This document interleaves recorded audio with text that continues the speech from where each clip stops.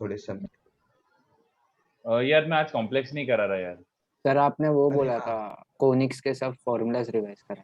हाँ yes sir. ठीक है। हाँ मैं आज कॉम्प्लेक्स नहीं करा रहा यार। आज आज मतलब ज्यादा हो जाएगा थोड़ा सा। चलो तो सर देख लेते हैं, क्विक रिवीजन टाइप देख लेते हैं। बोलो। सर आप स्ट्रेट लाइन से नहीं चालू करोगे? स्ट्रेट लाइंस में क्या रिवाइज करवाना है? बिल्कुल भी नहीं, कुछ मन नहीं मेरे स्ट्रेट लाइन में कराने का। अच्छा, कुछ इंपॉर्टेंट फॉर्मूला नहीं है उसमें? नहीं यार स्ट्रेट लाइन, हाँ मतलब इंपॉर्टेंट तो है बट यार अब स्ट्रेट लाइन नहीं यार, मतलब you know almost everything about straight line. Sir POS कौन से चैप्टर से चालू कर रहे हो? सर मैं जनरल मैं बता रहा हूँ, सब सुनते जाओ बस। ऐसे बेसिक आइडियाज, सारे पॉइंट एक एक करके आ जाएंगे, कोई ऐसे स्पेसिफिक ऑर्डर में नहीं जा रहा। तो चलो देख लेते हैं, देखते जाओ। कोई सा नहीं पता हो या फिर कुछ ऐसा हो तो बता देना बीच में, बस ऐसे ही लिखते जा रहा हूँ। तो पहले जनरल ऐसे बातें कर लेते हैं। जनरल बातें मतलब एक s equals to 0 2 degree curve है, ऑलराइट। तो s equals to 0 2 degree curve के लिए कुछ कुछ नोटेशन होते हैं। एक तो पॉइंट हो गया x1 y1, देन t एक नोटेशन होता है। कैसे बनाते थे याद आ रहा है? x स्क्वायर की जगह x1, y स्क्वायर की जगह y1 जी and so सर। on. तो depending upon point, depending upon location of point, depending upon p x1 y1, t equals to 0 can give you three different things. याद आ रहा है? 3 equals to 0 gives what? अगर point मान लो ये कोई सा कर्व है, पॉइंट अगर बाहर है तो t equals to 0 is equivalent to saying chord of contact. याद आ रहा है? Yes T sir. was never tangent. T was never tangent. T is a notation which can imply multiple things. If point P is on the curve, if point P is on the curve, then T equals to 0 gives you the tangent at that point. Tangent at that point. तो अपन को question solving में इन दोनों का ही बस use था। But अगर point बाहर, sorry point अंदर है, इफ पॉइंट इज अंदर ऐसा, तो क्या मिलता था बच्चों? If point is inside, then t equals to 0 gives you polar of point P. Now what was the definition of polar of point P? Polar की definition क्या होती थी? What was the definition of polar? Polar was locus of point of intersection of tangents drawn at the extremities, tangents drawn at the extremities of chords of a variable chord. chords में लिख रहा हूँ, locus बोल रहा हूँ तो of a variable chord passing through P. याद आ रहा है इतना? This was pole mid polar. Point पे है ना? हाँ वो मिड पॉइंट नहीं कुछ भी, क्या बोल रहा है? कुछ भी बोल रहा है। नहीं वो कुछ और है। मैं तो अभी पोल पोलर बता रहा हूँ कि अगर मान लो एक ऐसा कोनिक दिया हुआ है, तो कोनिक में एक point P, it is a pole. तो P पॉइंट से पोलर बनाने के लिए क्या करते हो? वेरिएबल कॉर्ड बनाओ। तो वेरिएबल कॉर्ड बनाओगे तो उसकी एक्सट्रीमिटीज में हमेशा टेंजेंट्स बनेंगी। तो P पॉइंट से पास होने वाली एक वेरिएबल कॉर्ड बनाओगे, तो ये जो पॉइंट है S, ये जो पॉइंट है, ये पॉइंट भी वेरी करेगा क्योंकि कॉर्ड वेरी कर रही है तो टेंजेंट्स वेरी कर रही हैं। टेंजेंट्स वेरी कर रही हैं तो इनका इंटरसेक्शन पॉइंट वेरी कर रहा है। तो जैसे ऐसे दिखा देता हूँ, और एक कॉर्ड बना लो ऐसा, और एक कॉर्ड बना लो ऐसा, तो इनकी एक्सट्रीमिटीज पे टेंजेंट्स दिख रही हैं ऐसा और ऐसा काइंड ऑफ, और यहाँ पे नहीं, है ज्यादा हो गया, ये वाला बहुत ज्यादा हो गया। तो ये सारे इंटरसेक्शन पॉइंट को कनेक्ट करने वाला होता था पोलर, ऐसा। This was polar. तो ये डायग्राम तो कचरा हो गया है ऐसा, दिस वाज पोलर। तो पोलर के बारे में इतना इंफॉर्मेशन इज गुड इनफ कि ये एक पॉइंट से वेरिएबल कॉर्ड बनाया और उसकी एक्सट्रीमिटी पे जो टेंजेंट्स बनेंगी, ये तुम्हारा पोलर होता था। दिस इंटरसेक्शन पॉइंट का locus comes out to be a line, polar, alright. और ये पी पोल होता था ऐसा, ओके। उसके बाद देखो जनरल चीजें क्या होती थी। सर हाँ सर, ये पोल पोलर में ही डाउट है। बोलो। ऐसा कुछ क्वेश्चन रहते हैं ना, pole of one curve with respect to another curve वगैरह, वो सर कैसे करते हैं ऐसे कुछ? सिंपल, जैसे कोई सा भी क्वेश्चन सॉल्व करोगे, उसने बोला है कि पोल अगर कुछ है तो उसको h, k मान लो, उसका polar with respect to some hyperbola मान ले, तो उसका polar with respect to some hyperbola ये हो जाएगा। क्वेश्चन यूजुअली बोलता है कि इसका polar with respect to hyperbola is tangent to this circle, is tangent to this circle. तो ये हो गया polar with respect to hyperbola. अगर ये सर्कल को टेंजेंट है, it should look like a tangent. और फिर सब समझ आ रहा है कि वो कंपेयर करके h और k का लोकस निकाल लो, ऐसा टाइप का होता है. ओके सर, बस. ओके, हाँ. यस. तो पोल गिवन है तो polar is t equals to 0. Polar will be t equals to 0, है ना? Pair of tangents from external point, ये जनरली एप्लीकेबल था. क्या होता था बच्चों? एक तरीका होता था simply SS1 equals to t square. एक तरीका ये होता था. दूसरा मेथड क्या होता था बच्चों? मेथड 2 वाज ज्यादा useful. Method 1 was straight forward but method 2 was ज्यादा यूजफुल. इसके लिए क्या लगता था? Consider slope form of tangent. याद आ रहा है? Consider slope form of tangent. What is slope form of tangent? It is curve specific. तो जैसे सर्कल के लिए कुछ और होता था, पैराबोला के लिए कुछ और होता था, इलिप्स के लिए कुछ और होता था, हाइपरबोला के लिए कुछ और होता था. But you need to consider slope form of tangent. Slope form of tangent consider करो, उसमें पुट करो your external point px1/1. External point px1/1 अगर पुट करोगे तो हमेशा you get a quadratic in m. हमेशा you get a quadratic in m. तो ये ऐसा टाइप का बन रहा है कि ये p पॉइंट x1/1 है. तो तुम खाली स्लोप्स ऑफ टेंजेंट्स अगर निकालना चाहते हो फ्रॉम एन एक्सटर्नल पॉइंट तो स्लोप फॉर्म लो. स्लोप फॉर्म में x1/1 रखो और x1/1 रखोगे तो तुम्हें क्वाड्रेटिक इन m मिलेगा. Quadratic in m. इसके रूट्स ही क्या होते थे बच्चों? m1 and m2. The slopes of tangents, इस क्वाड्रेटिक के roots are the slopes of tangent from this point. तो इक्वेशन सीधे सीधे मिल सकती थी y minus y1 upon x minus x1 equals to m1 या फिर m2. तो दो लाइंस ऐसे मिल जाती थी. So this was pretty common to almost all the conics. Circle से लेकर हाइपरबोला तक दोनों मेथड एप्लीकेबल थी. बट इसके लिए आपको स्लोप फॉर्म पता होना जरूरी है. एक होता था equation of a cord whose midpoint is given. Equation of a cord, this was t equals to s1 whose midpoint is given. तो एक ऐसा कॉर्ड जिसका मिड पॉइंट गिवन हो. तो इसमें स्पेसिफिक चीज क्या है? कॉर्ड का मिड पॉइंट होना जरूरी है. तो अगर mid point p h, k है तो ये कॉर्ड की इक्वेशन बन जाएगी t equals to s1. This was applicable to all. Circle, parabola, ellipse, hyperbola सबके लिए एप्लीकेबल था ये सब चीजें. ठीक है? These things were applicable to all the things. और एक एप्लीकेबल क्या था? ये तो मैं बता चुका हूँ, tangent at a point. This was applicable to all general 2 degree. ठीक है? फिर अपन देखते हैं कि कौन सा कर्व स्पेसिफिक है, कौन सा जनरल है, क्या क्या रिजल्ट होते थे. तो थोड़ा सर्कल से स्टार्ट करते हैं बच्चों. सर्कल से. तो सर्कल का, हाँ बोलो. सर आप फिर वो हर एक कोनिक के सेक्शन के टाइम में टैंजेंट का इक्वेशन बताओगे, वो y इक्वल टू mx वाला स्लोप फॉर्म वाला? बता दूंगा, स्लोप फॉर्म बता दूंगा, व्हाई नॉट, बिल्कुल बता दूंगा. हाँ बट वो तो तुमको याद हो जाना चाहिए अब तक यार. चलो, नहीं मतलब एक जगह रहेगा तो अच्छा रहेगा ना पढ़ने में. You still should have that एक जगह पे. मतलब तुम्हें ऐसे क्विक नोट्स बना लेने चाहिए. पावर ऑफ अ पॉइंट सबसे इंपॉर्टेंट कॉन्सेप्ट था. What was the definition of a power of a point? Definition क्या थी बच्चों? पी से कोई सा भी वेरिएबल कॉर्ड. नहीं भाई, वो डेफिनेशन नहीं थी, वो तो उसका यूसेज था. Application of power of a point था. Definition was power of a point is product of signed distances. Product of signed distances PA and PB, है ना? PA PB का प्रोडक्ट आता था साइंड डिस्टेंसेस का. तो PA डिस्टेंस जो भी है, PB डिस्टेंस जो भी है, इन दोनों का प्रोडक्ट. ऑलराइट, तो ये होता था power of a point. It also comes out to be S1 in case of circle. yes, S1 आता था. और सर्कल के अलावा तो पावर ऑफ अ पॉइंट जैसा कोई डिस्कशन ही नहीं. nothing like this exists. तो PA into PB was always constant and the value of that was put the point on the circle. Point को सर्कल पे पुट कर दोगे तो पावर ऑफ अ पॉइंट मिल जाता था. ठीक है?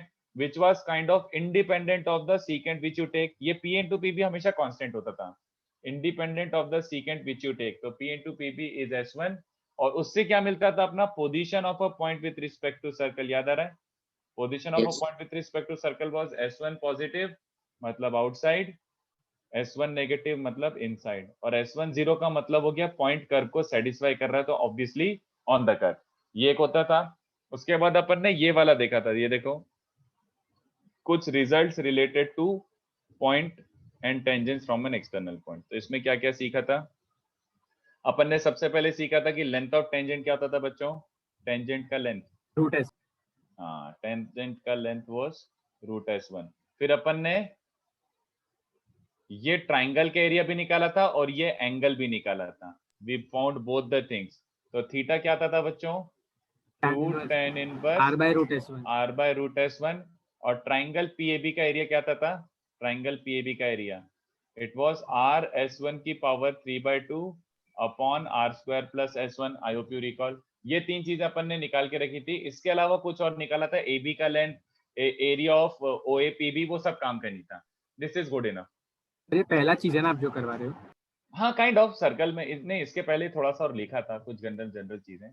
और एरिया ऑफ ट्राइंगल ओए मतलब ओएपीबी जो बन रहा है, ओएपीबी जो क्वाड्रिलेटरल बन रहा है, उसका एरिया होता था R रूट S1, है ना। बहुत बबलू सी चीज थी, बट इसमें ज्यादा काम की चीजें क्या थी ये देखो। और इसी डायग्राम को वापस बनाओ तो ये आपका सर्कल है, ऑलराइट। और ये सर्कल में आपने दो तीन चीजें सीखनी थी जो शायद कभी काम आ जाए, you can't say for sure. तो अब ट्राइंगल पीएबी, तो ट्राइंगल पीएबी पासेस थ्रू, याद आ रहा है? ट्राइंगल पीएबी का सरकम सर्कल, सॉरी, ट्राइंगल पीएबी का सरकम सर्कल किससे पास होता था बच्चों? ट्राइंगल पीएबी का सरकम सर्कल पासेस थ्रू सेंटर, है ना, सेंटर ऑफ द सर्कल। ये सबको याद होगा क्योंकि ये OAPB was basically a cyclic quadrilateral, हमेशा साइक्लिक क्वाड्रिलेटरल बनेगा। तो PAB वाला circle will also pass through point O, PAB वाला circle will also pass through point O with OP as diameter, हाँ। सिर्फ मतलब नोट्स भेजेंगे ना, तो मतलब अभी हम कुछ नहीं लिखेंगे, मतलब बस सुनेंगे। नहीं, मैं नोट्स भेज दूंगा अभी। तो बस ये तो तुम्हें आता है, रिवीजन है, मतलब देखते जाओ, कुछ अगर याद नहीं आया तो पूछते जाओ। ऑल्सो ये याद दिलाओ, ऑल्सो ट्राइंगल पीएबी, इसका इन सेंटर और एक्स सेंटर क्या होता था?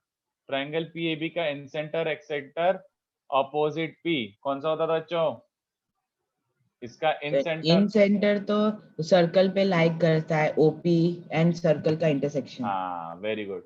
तो ये वाला भी पॉइंट था जो कभी कभी यूज आता था। ये पी ए और बी है, तो अगर अपन पी का ट्राइंगल पीएबी का इन सेंटर बनाएंगे तो ये वाली लाइन पे लाई करेगा, ये इन सेंटर होता था, इन सेंटर, याद आ रहा है? और ये वाला क्या होता था? X centre opposite P, I1 was x center opposite P and I was in center of the triangle PAB. I hope you recall. ठीक है। उसके बाद क्या क्या होता था बच्चों? रेडिकल एक्सिस, रेडिकल एक्सिस तो ठीक है, बस क्विकली जल्दी से देख लेते हैं। रेडिकल एक्सिस क्या होता था बच्चों? Radical axis was basically S minus S dash equals to 0। दो सर्कल्स को सब्ट्रैक्ट कर दो तो S minus S dash equals to 0 is the radical axis. तो रेडिकल एक्सिस का डेफिनेशन क्या होता था और काम क्या आता था? रेडिकल एक्सिस का डेफिनेशन क्या था बच्चों? What was the distance definition same of रहता रेडिकल था। एक्सिस? तो कॉमन कॉर्ड, हाँ, मतलब डेफिनेशन तो ये होता था, locus of point such that its power with respect to both circles equal होती थी हमेशा, है ना। या फिर ऐसे भी बोलते थे, locus of a point such that tangent lengths from it to two circles are always equal. Potato potahto दोनों डेफिनेशन होती थी, है ना। आई होप यू रिकॉल कि भैया एक सर्कल ये है और एक सर्कल ये है, तो ये होता था radical axis. Either you say this equals to this, which is same as saying power equal, तो रेडिकल एक्सिस में ये सबसे इंपॉर्टेंट पॉइंट था, if circles touch each other, याद आ रहा है? अगर सर्कल्स टच ईच अदर है तो रेडिकल एक्सिस क्या होता था? Radical axis is common tangent at point of contact, तो स्पेशल केस था ना ये? हाँ, स्पेशल केस था।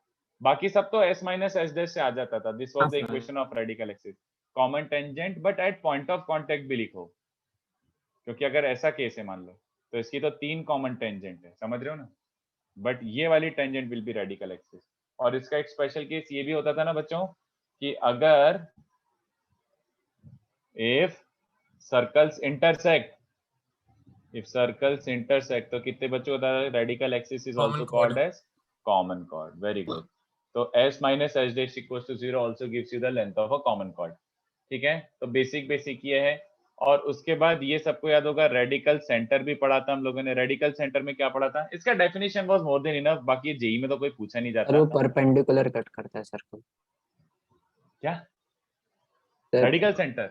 नहीं, सर्कल वो सर्कल का सेंटर जो दोनों सर्कल से ऑर्थोगोनल हो। ऑर्थोगोनल ही कट करता है। हाँ क्या क्या हगा है ये आप लोगों ने मिलके एक साथ। रेडिकल सेंटर का डेफिनेशन होता था point of concurrency of all three, point of Radical concurrency of axis. All three radical axis. क्या कुछ भी एकदम बकवास करके चले गए। Point of concurrency of all three radical axis, या फिर the point from where tangents to all three circles, tangents to all three circles, tangents to all three circles are equal length, are equal length। Basic definition ये था, वो तो तुम दूसरा locus focus बताने लग गए हो। हाँ सर। वो तो कुछ और था, वो तो लोकस था कि भैया अगर 3 सर्कल्स हैं तो 3 सर्कल्स को ऑर्थोगोनली कट करने वाला सर्कल जो होगा इसका सेंटर क्या होगा, रेडिकल सेंटर, हाँ सर, और ये इसका शायद- रेडियस क्या होगा, रूट S1। एक तरीके से ऐसा होता था वो वैसे कोई जानकारी की जरूरत नहीं थी, it was just like fine. Radical centre और रेडिकल एक्सिस पे कोई ज्यादा क्वेश्चन बनते नहीं है, नोबडी रियली केयर्स, बट ऐसी डेफिनेशन वापस से क्विक रिवीजन कर रहे हैं। और कॉमन टेंजेंट क्या होता था बच्चों, कॉमन टेंजेंट तो कॉमन टेंजेंट में बस लेंथ ऑफ कॉमन टेंजेंट याद रखो, that is more than enough. तो ये होती थी डायरेक्ट कॉमन टेंजेंट DCT, और ऐसा टाइप का होता था बच्चों ये वाला लेंथ ट्रांसफर TCT। तो DCT का लेंथ क्या आता था बच्चों, याद आ रहा है, root over D square minus R1 minus R2 square. D represents the distance between the centres, और TCT क्या होता था, root over D square minus R1 plus R2 का स्क्वायर। बस ये दोनों याद रखना था अपन को, बाकी सब तो ठीक है। और फैमिली ऑफ सर्कल्स में भी इतना इंफॉर्मेशन काफी है। कोएक्सियल सर्कल्स जो सिलेबस में नहीं था तो उसको ज्यादा ध्यान देने की जरूरत नहीं है। फैमिली ऑफ सर्कल्स में क्या होता था, 2 सर्कल्स हैं, S equals to 0, S dash equals to 0। तो any circle passing through their intersection point, any circle passing through their intersection point can be taken as S plus lambda S dash equals to 0। या फिर same to same बात अपन ऐसे भी बोलते थे बच्चों, एक सर्कल है और एक लाइन है, तो लाइन की इक्वेशन गिवन है, S equals to 0 गिवन है, तो any Lambda circle L. passing through their intersection point can be taken as S plus lambda L equals to 0।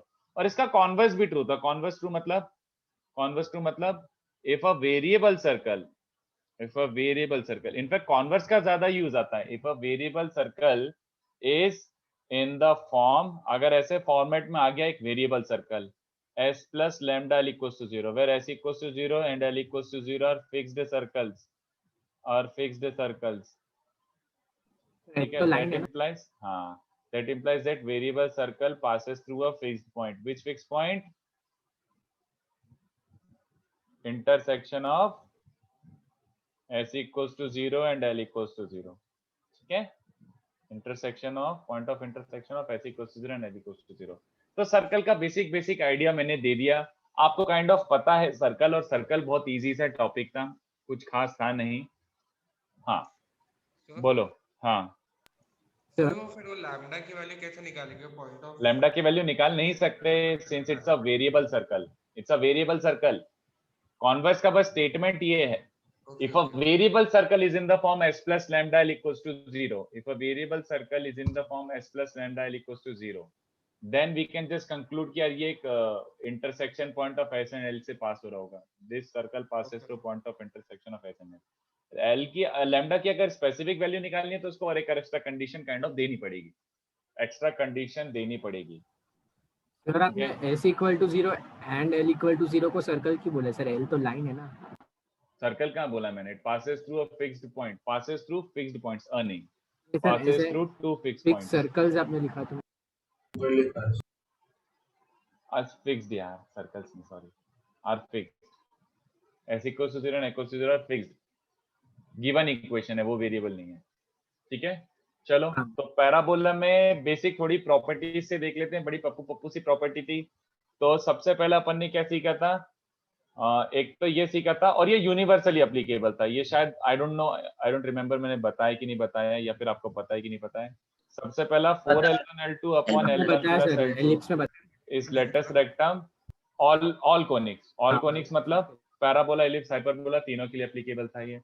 उसके बाद हमने ये भी सीखा था कि पैराबोला स्पेसिफिक हमने क्या सीख लिया था, इफ सबसे पहला t1 t2 is -1 that implies chord is a focal chord, the chord joining t1 and t2 is a focal chord। अच्छा, chord joining t1 and t2, मैं यहाँ पे काम करता हूँ कुछ अब मुझे ऐसा लग रहा है कि कॉमन चीजें भी हैं तो कॉमन चीजें भी लिख देता हूँ। chord joining 2 points है ना, chord joining 2 points। सर्कल में तो यूजलेस था, सर्कल के लिए लिख देता हूँ, बट मैं सर्कल के लिए क्या होता था, x by a cos of alpha plus beta by 2, अरे भाई, plus y sin alpha plus beta by 2 equals to r sin r cos alpha minus beta by 2। Circle पे 2 पॉइंट लोगे, r cos alpha, r sin alpha, r cos beta, r sin beta, तो chord joining them ये आता था। Parabola के लिए क्या आता था बच्चों, what was the same result for parabola, ये याद रखना था, पैराबोला वाला was very useful. 2x minus y t1 plus t2 is plus 2a t1 t2, ऐसे लिख देता हूँ, ये होता था पैराबोला में। इलिप्स में क्या था, chord joining alpha and beta, ellipse में it was almost as good as circle वाला case, cos of alpha plus beta by 2 plus y by b sin of alpha plus beta by 2 is cos of alpha minus beta by 2। Circle और ellipse का almost similar looking था, almost similar looking, ठीक है। और hyperbola के लिए क्या जाता था, हाइपरबोला का तो हमने एक भी बार यूज नहीं करा, तो ये तो हम कंप्लीटली दिमाग से निकाल दिए थे। cos of alpha minus beta by 2 minus y by b sin of alpha plus beta by 2 equals to cos of alpha plus beta by 2। आपने वो लिखवाया था वो टाइम पे यूजलेस है, इसलिए इसको याद भी हाँ, नहीं इसलिए रखना अपन को याद भी नहीं रखा था। तो ये chord joining 2 पॉइंट सबको ये दोनों तो पक्का यूज आते थे, बाकी फर्स्ट और फोर्थ यूजलेस काइंड ऑफ थे, कभी यूज नहीं आया। उसके बाद हमने सीखा था कि लेंथ ऑफ फोकल कॉर्ड क्या होता था, एक तो length of focal radius, length of focal radius क्या होता था, याद आ रहा है, a plus at स्क्वायर। और लेंथ ऑफ फोकल कॉर्ड क्या आता था, length of focal cord t plus 1 by t square। a into t plus 1 by t whole chord square। का लेंथ आता था a into t plus 1 by t का whole square. तो this was pretty useful in parabola. उसके बाद थोड़ा सा इसका प्रॉपर्टीज देख लेते हैं बच्चों, ज्योमेट्री फॉर्मेट्री आपने सीखी होगी, और कॉमन वाली भी मैं अलग से मेंशन कर दूंगा, सारी मेंशन कर दूंगा, बट जो स्पेसिफिक टू पैराबोला एक तो आपने ये सीखा था, इसको पूरा ही बता देता हूँ, अब मैं इसको पूरा ही बता देता हूँ। एक तो ये थीटा है, तो ये थीटा बाय 2 है, याद आ रहा है, ये सीखा था आपने, ये जितना एंगल बनाता है focal radius twice that angle बनाता है। बट फिर उसके आगे अपन ने जब टेंजेंट नॉर्मल पढ़ लिया था, तो कंप्लीट प्रॉपर्टी क्या होती थी, ये थीटा है तो ये 2 थीटा है, बट अगर देखा जाए तो ऐसे equals to SP equals to SB होता था बच्चों, ऐसे equals to SP equals to SB होता था, डू यू रिकॉल, ये नॉर्मल है वेयर नॉर्मल मीट्स, ऐसे equals to SP equals to SB हो जाता था। So basically circle with PAB's diameter है सेंटर एस, ये याद आ रहा है कुछ, सर लास्ट लाइन रिपीट कर। ऐसे equals to SP equals to SB, देखो ऐसे इक्वल्स टू एसपी तो याद ही है क्योंकि ये थीटा ये तो थीटा है, तो ये भी थीटा है ना, बट ये थीटा है तो ये छोटू कितना हो जाएगा 90 माइनस थीटा, और तीनों का सम 180 होने के लिए ये छोटू भी क्या हो जाएगा 90 माइनस थीटा, तो SP also equals to SB.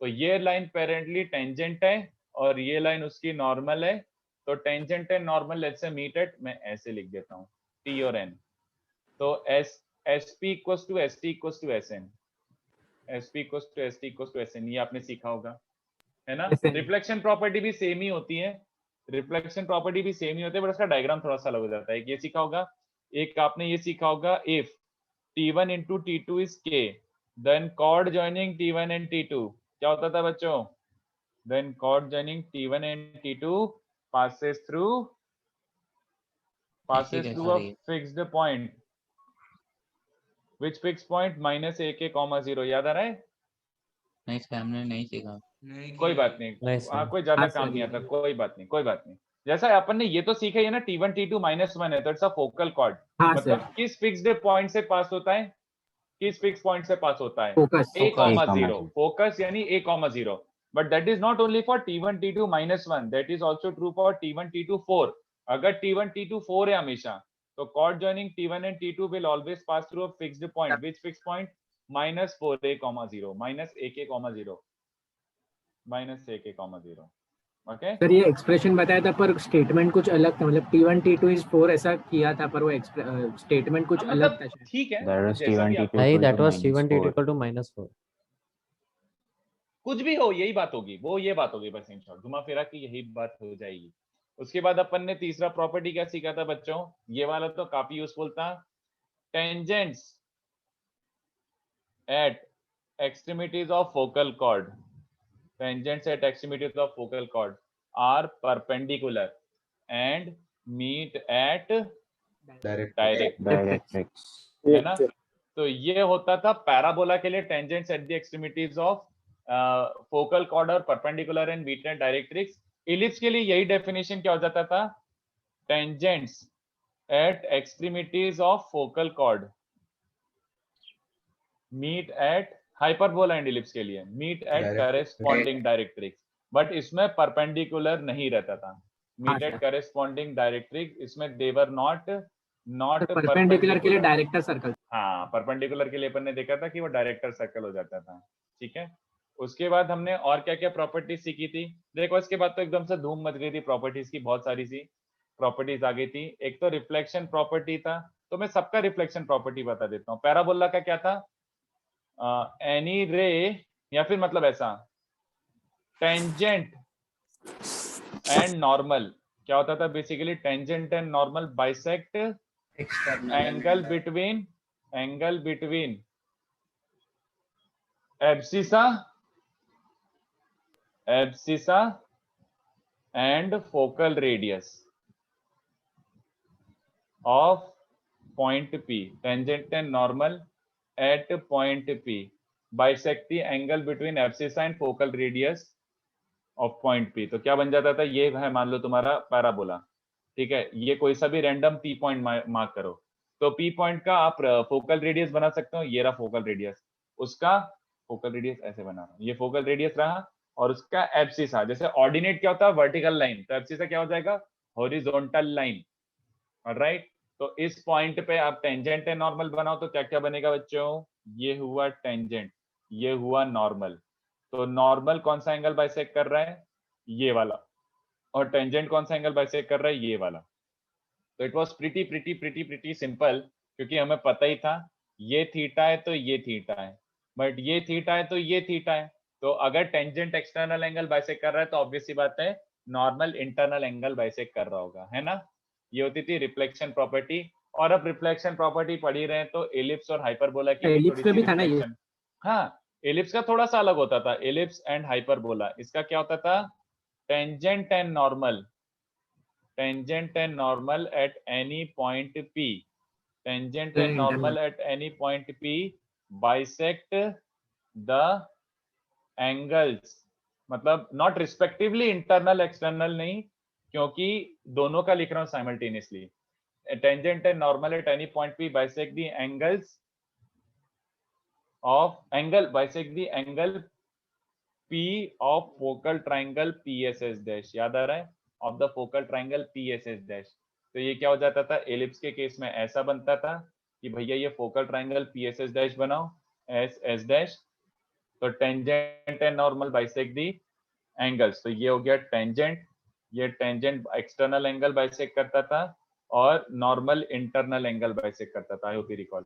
Hyperbola में क्या हो जाता था बच्चों, हाइपरबोला में स्विच हो जाती थी प्लेसेस, ये इंटरनल वो एक्सटर्नल टाइप हो जाता था, बट एनीवे प्रॉपर्टी बहुत सेम, ये P है, ये S डैश है, ये S है। तो हाइपरबोला में tangent bisects the internal angle, ये वाला, और normal bisects the external angle, I hope you recall. हाँ सर, आपने इंटरनल एक्सटर्नल ब्रैकेट के बाद क्या लिखा है, before internal external bisect the angle P of focal triangle, अच्छा, okay, of focal triangle PSS dash. तो angle P of focal triangle, तो PSS डैश ये फोकल ट्रायंगल है, तो ये एंगल P हो गया इंटरनल वाला, वो एंगल P हो गया एक्सटर्नल वाला, तो बाइसेक्ट हो रहा है, ये हो गया इंटरनल एंगल P और वो हो गया एक्सटर्नल एंगल P, ऐसे बाइसेक्ट होता था, ठीक है। This was the reflection property. Reflection property में तीनों में एक्सटेंशन थे, तो मैं तीनों का एक सेकंड लिख ही देता हूँ। रिफ्लेक्शन प्रॉपर्टी में तीनों एक्सटेंशन था, याद आ रहा है, what was the extension, extension की स्पेलिंग यही होती है क्या, मैं गलत लिख रहा हूँ ना, एक्सटेंशन ये होता है ना, करेक्ट है सर, अभी Correct है सर। तो एक्सटेंशन नहीं यार, एक्सटेंशन ये होता है शायद, SION होता है, मैं भूल ही गया। हाँ Anyway, सर। तो तीनों में एक्सटेंशन क्या होता था बच्चों? पैराबोला में क्या होता था? रिफ्लेक्शन, मतलब इमेज वाली बात कर रहा हूं मैं। एक्सटेंशन मतलब इमेज प्रॉपर्टी हो जाता था ये, रिफ्लेक्शन को ही यूज करके आप इमेज कर देते थे। तो इसमें एक्सटेंशन क्या हो जाता था? रिफ्लेक्शन ऑफ फोकस और image of focus with respect to any tangent, image of focus with respect to any tangent lies on, image of focus with respect to any tangent lies on directrix. ये होता था parabola के लिए। Ellipse and hyperbola के लिए क्या होता था? Image of focus with respect to any tangent, image of focus with respect to any tangent is collinear with other focus collinear with other focus and point of contact, other focus and 2A था point ना? of contact, हाँ, and is also at a distance of, ये extension था, is also at a distance of 2A units from other focus। तो ये काफी भारी भरकम सा था, from other focus। तो इसका डायग्राम देखो, पैराबोला का तो याद आ रहा होगा, एकदम स्वीट सा क्वाड्रिलेटरल बनता था, क्वाड्रिलेटरल नहीं, रोम्बस। तो पूरा का पूरा ये सारी प्रॉपर्टीज एक साथ बन जाती थी। ये P है मान लो, ये फोकस है, और यहां से एक सेकेंड, बने नहीं रहा ये तो, फील ही नहीं आ रही, फोकस का रिफ्लेक्शन ऐसा है ना, ये रिफ्लेक्शन है, ये इमेज है। तो इमेज पहली बार डायरेक्ट्रिक्स पे लाई करता था, एक ये बनता था, याद हो तो, और ये दोनों का हाइट सेम होता था। I hope you recall, P और I का हाइट सेम होता था। PI was parallel to this, coordinate ordinate निकाल के करा होगा। फिर अपन इसको इससे कनेक्ट करते थे, तो ये PITS, ये पैराबोला के लिए बता रहा हूँ। PITS वाज अ रोम्बस, याद आ रहा है? PITS वाज अ रोम्बस, क्योंकि ये 90 है और बाइसेक्ट डाइसेक्ट हो रहा है, तो PITS वाज अ रोम्बस, ये आपने सीखा होगा। Not that this was very useful, इस पे मतलब क्वेश्चन तो बहुत बन सकते हैं, बट जेईई के पॉइंट ऑफ व्यू से बहुत ज्यादा इंफॉर्मेशन नहीं है। But PITS was a rhombus, ये अपन ने सीखा था। एलिप्स और हाइपरबोला में क्या सीखा था बच्चों? एलिप्स और हाइपरबोला में, एलिप्स में ऐसा हो गया था बस, एलिप्स में ऐसा हो गया था कि ये टेंजेंट है, तो image of focus S dash, तो इमेज निकालोगे तो ये इमेज क्या आ जाएगा? Image of focus with respect to any tangent is collinear with S dash and P, और एस डैश आई का डिस्टेंस आता था बच्चों 2a। हाइपरबोला के लिए क्या होता था बच्चों, याद आ रहा है? हाइपरबोला के लिए भी सेम बात थी, सेम टू सेम, कि अपन ने एक टेंजेंट बनाई किसी भी पॉइंट P पे, तो image of focus with respect to any tangent, तो ऐसे में इमेज निकालूंगा, ये एस डैश पी है। अगर मैं इमेज निकालूंगा तो एस डैश पी के साथ कोलिनियर इमेज होगा, और एस डैश आई कितना डिस्टेंस होगा बच्चों, याद आ रहा है? 2a। This was the scenario. वैसे अपन ने इलिप्स में और ज्यादा धूम मचा ली थी, अगर याद हो तो। इलिप्स में तो अपन ने और प्रॉपर्टीज पढ़ ली थी, बट वो प्रॉपर्टीज नहीं थी, वो तो बस सिंपल क्वेश्चन थी। एक जनरल प्रॉपर्टी फिर से बता देता हूं, एक general statement, if PA and PB are tangents, मतलब जनरल मतलब कोनिक के लिए, P and PB are tangents to conic with focus S, P and PB are tangents to conic with focus S, then angle PSA equals to angle PSB। याद आ रहा है? Parabola में भी, तो पैराबोला में क्या बोलना चाह रहा है? PA PB टेंजेंट्स ड्रॉप करो, तो ये P है, ये A है, ये B है। ये फिर भी याद रख सकते हो, ये फिर भी याद रख सकते हो, मैंने क्लास में तो कराया ही है, बट एज अ क्वेश्चन कराया था। Angle PSA, PA and PB subtend equal angle at the focus. Ellipse में भी अपन ने कराई है, एलिप्स में बहुत हाई फाई हो गया था वैसे ये, तो इसलिए अपन ने, याद है कुछ क्वेश्चन दिया था मैंने जिसमें इनफाइनाइट ज्योमेट्री लगी थी, कंस्ट्रक्शन पे कंस्ट्रक्शन, बट एनीवे एप्लीकेबल है।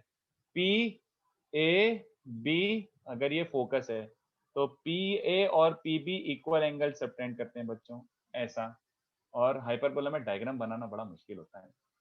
तो ये हो गया, मान लो P इज अ पॉइंट जहां से आपने टेंजेंट्स ड्रॉप करी हैं, तो P, यार ऐसे बना देता हूँ, ये PA है और ये PB है, तो P and P B subtend equal angle at the focus. किसी एक फोकस को पकड़ लो, ऐसे S dash, it does not matter, ये दोनों एंगल इक्वल होते हैं।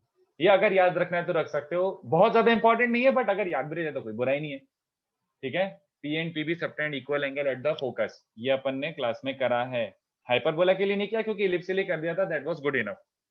ओके, उसके बाद और क्या प्रॉपर्टी होती थी? एक होती थी फुट ऑफ परपेंडिकुलर वाली, याद है? फुट ऑफ परपेंडिकुलर वाली property. What was foot of perpendicular property? ये तीनों के लिए था, पैराबोला के लिए थोड़ा सा अलग था। पैराबोला के लिए क्या होता है? Locus of foot of perpendicular. हाँ, लोकस भी क्यों लिख रहा हूँ, डायरेक्टली लिख देता हूँ, foot of perpendicular from focus to any tangent, parabola के लिए क्या था? Lies on the tangent at vertex, अगर आपको याद हो तो, है ना? और बाकी एलिप्स एंड हाइपरबोला के लिए क्या हो जाता था? एलिप्स एंड हाइपरबोला का, हाँ, foot of perpendicular from any focus to any tangent lies on the auxiliary circle, ये प्रॉपर्टी हो जाती थी अपनी। ओके, और कुछ मिस कर रहा हूँ क्या? मेरे को याद नहीं आ रहा, एक सेकंड, ये हो गया। हाँ ठीक है, बाकी ये वाला देख लेते हैं, परपेंडिकुलर टेंजेंट्स का लोकस। तो परपेंडिकुलर टेंजेंट्स का लोकस सर्कल में क्या आता था बच्चों? सर्कल में director circle, which was basically x square plus y square equals to 2r square. Centre से में रेडियस 2 टाइम्स है। पैराबोला में क्या आता था? परपेंडिकुलर टेंजेंट्स, हाँ तो 2r स्क्वायर ही हुआ ना बिरजू? 2 टाइम्स है। नहीं, √2 टाइम्स होता है, वो 2r स्क्वायर लिखा है मैंने, सॉरी, √2r का स्क्वायर मतलब 2r square, which is fine. तो पैराबोला का क्या हो जाता था? Directrix, that is x plus a equals to 0। फिर एलिप्स के लिए क्या आता था? एलिप्स के लिए x square plus y square equals to a square plus b square. और हाइपरबोला के लिए क्या होता था? x square plus y square equals to a square minus b square, जिसमें ये भी कंडीशन आ जाती थी कि अगर e ग्रेटर देन √2 है तो नो डायरेक्टर सर्कल। याद आ रहा है? हाँ सर, यस। हाँ, फिर अपन ने ऐसे थोड़े से जनरल फॉर्मूले देख लेते हैं जो अपन ने सीखा था बच्चों, जैसे angle between pair of tangents from external point, angle between, हाँ एक सेकेंड बोलो। अगर e इक्वल टू √2 था तो पॉइंट सर्कल था ना शायद से? हाँ, मतलब पॉइंट सर्कल भी गलत था एक्चुअली में, वो हो जाता है सेंटर ऑफ द कोनिक, और सेंटर ऑफ द कोनिक से परपेंडिकुलर टेंजेंट्स नहीं, परपेंडिकुलर एजिम्पटोड्स हो जाती हैं वो, तो पूरा डेफिनेशन ही फेल हो जाता है, क्योंकि सेंटर से टेंजेंट्स नहीं एजिम्पटोड्स डालते हैं, राइट? तो पॉइंट सर्कल आपने लिखवाया था वो रहने देते। पॉइंट सर्कल है, बट वो actually technically it was like कि ये एजिम्पटोड्स हैं, टेंजेंट्स नहीं होती ना। अगर e√2 है तो ये परपेंडिकुलर टेंजेंट्स नहीं, perpendicular asymptotes. Okay, yes sir. और लेस देन के लिए तो प्रॉपर सर्कल था ना? हाँ, प्रॉपर सर्कल बनेगा छोटा सा। Angle between pair of tangents, तो सर्कल के लिए तो अपन ने ऊपर देख ही लिया था, तो ये वाला अपन कॉमन देख सकते हैं कि ये दोनों के बीच का एंगल, तो सबको याद है कि this was given bye 2 tan inverse r by √s1। फिर पैराबोला के लिए क्या आता था बच्चों? पैराबोला के लिए ये एंगल क्या आता था? Theta was tan inverse √s1 by x1 plus a, which I would prefer remembering it as √s1 by d1 मतलब डायरेक्ट्रिक्स 1। याद आ रहा है? Yes sir. है ना? एलिप्स के लिए क्या आता था? एलिप्स के लिए ये वाला एंगल, ये शायद अपन ने निकाल के रखा था, आई डोंट नो मैंने याद रखने के लिए बोला था कि नहीं बोला था, बट निकाल के तो रखा था, 2ab √s1 by dc1, है ना? और हाइपरबोला के लिए क्या जाता था? -s1 था, √-s1। हाँ, बस हाइपरबोला के लिए क्या लिखूं यार? हाइपरबोला के लिए डायग्राम छोड़ो, लिख ही देता हूँ, theta cos tan inverse 2ab √s1 by dc1, ये अपना फॉर्मूला आता था। ठीक है, ये वाला भी कोई इतना काम का नहीं है, बट एरिया ऑफ ट्राइंगल लिख के रख लो, area of triangle between tangents and chord of contact, तो ये भी अपन ने ऐसे करा था, area of triangle between tangents and chord of contact. तो टेंजेंट और कॉर्ड ऑफ कांटेक्ट सर्कल के केस में एरिया ऑफ ट्राइंगल, मैं नोट्स तो शेयर करूंगा ही ना, एंगल बिटवीन शायद √s1 by dc1 था। किस वाले केस में? सर एलिप्स में। नहीं, मैंने करेक्शन बताया था, I did tell the correction, मैं ये लिखना भूल गया था, मैं ये लिखना भूल गया था, फिर मैंने आपको ग्रुप पे पोस्ट करा था कि भाई मैं भूल चुका हूँ, करेक्ट कर लो। 2ab root s1 by dc1 था, मैं ab शायद लिखना भूल गया था, ऐसा कुछ गलती कर दी थी मैंने। तो अगर नहीं चेक किया करेक्शन तो अभी कर लो। 2ab root s1 by dc1 था। Area of triangle between tangents and chord of contact, तो इसमें एरिया क्या आता था बच्चों? r s1 की power 3/2 upon r square plus s1। Parabola में क्या आता था बच्चों? पैराबोला के केस में याद आ रहा है? s1 की पावर 3/2 अपॉन 2a, ये आता था पैराबोला में। ये आपने और डिराइव एक करा होगा। था ट्राइंगल का एरिया, वो भी बता सकते हो क्या सर? शायद से मॉड के अंदर आता है। बिल्कुल भी याद नहीं है, मैं तो तुमको डायरेक्ट और स्ट्रेट फॉरवर्ड रिजल्ट बता रहा हूँ, इसके अलावा पता नहीं। I don't know what you are talking about. ये आता था। एलिप्स के केस में हमने कभी निकाला था क्या? एलिप्स के केस में हमने कभी निकाला था क्या? चलो निकाल लेते हैं ऑफिशियली, एक बार ऐसे ही बता देता हूँ। अगर ये एरिया निकालना है px1/1 एलिप्स के केस में, तो मुझे रिजल्ट तो याद है, शायद कभी कभी मैं भूल जाता हूँ। ab s1 की power 3/2 upon s1 plus 1, but अपने निकाल ही लेते हैं, ठीक है? कैसे निकालेंगे एक्चुअली इसका प्रूफ देख लेते हैं।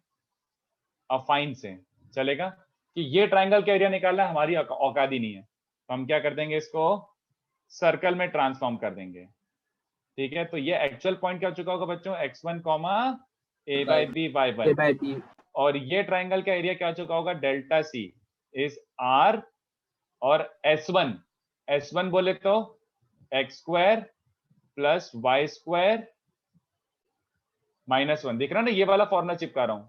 तो अपने पाई भी बताया, पता नहीं, मतलब आई डोंट रिमेम्बर, मुझे ऐसा याद तो नहीं आ रहा। Upon r square plus s1,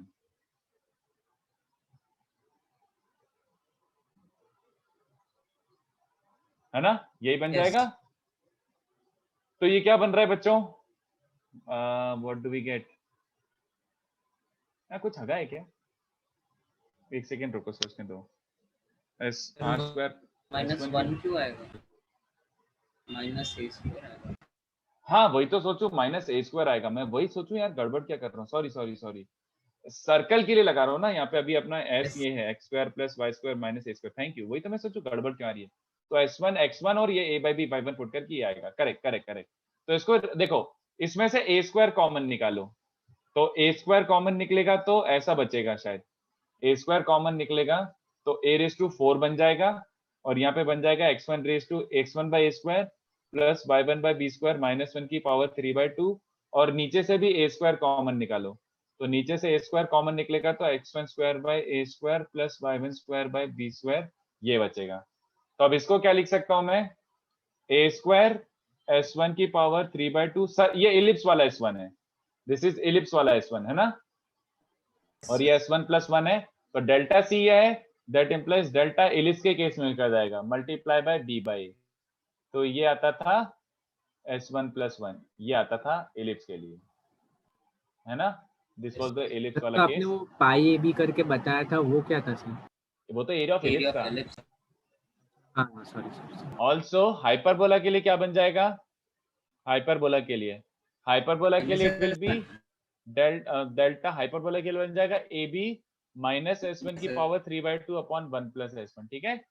hyperbola के लिए area of triangle from external point will be this. पूरे सेम प्रोसीजर से आ जाएगा?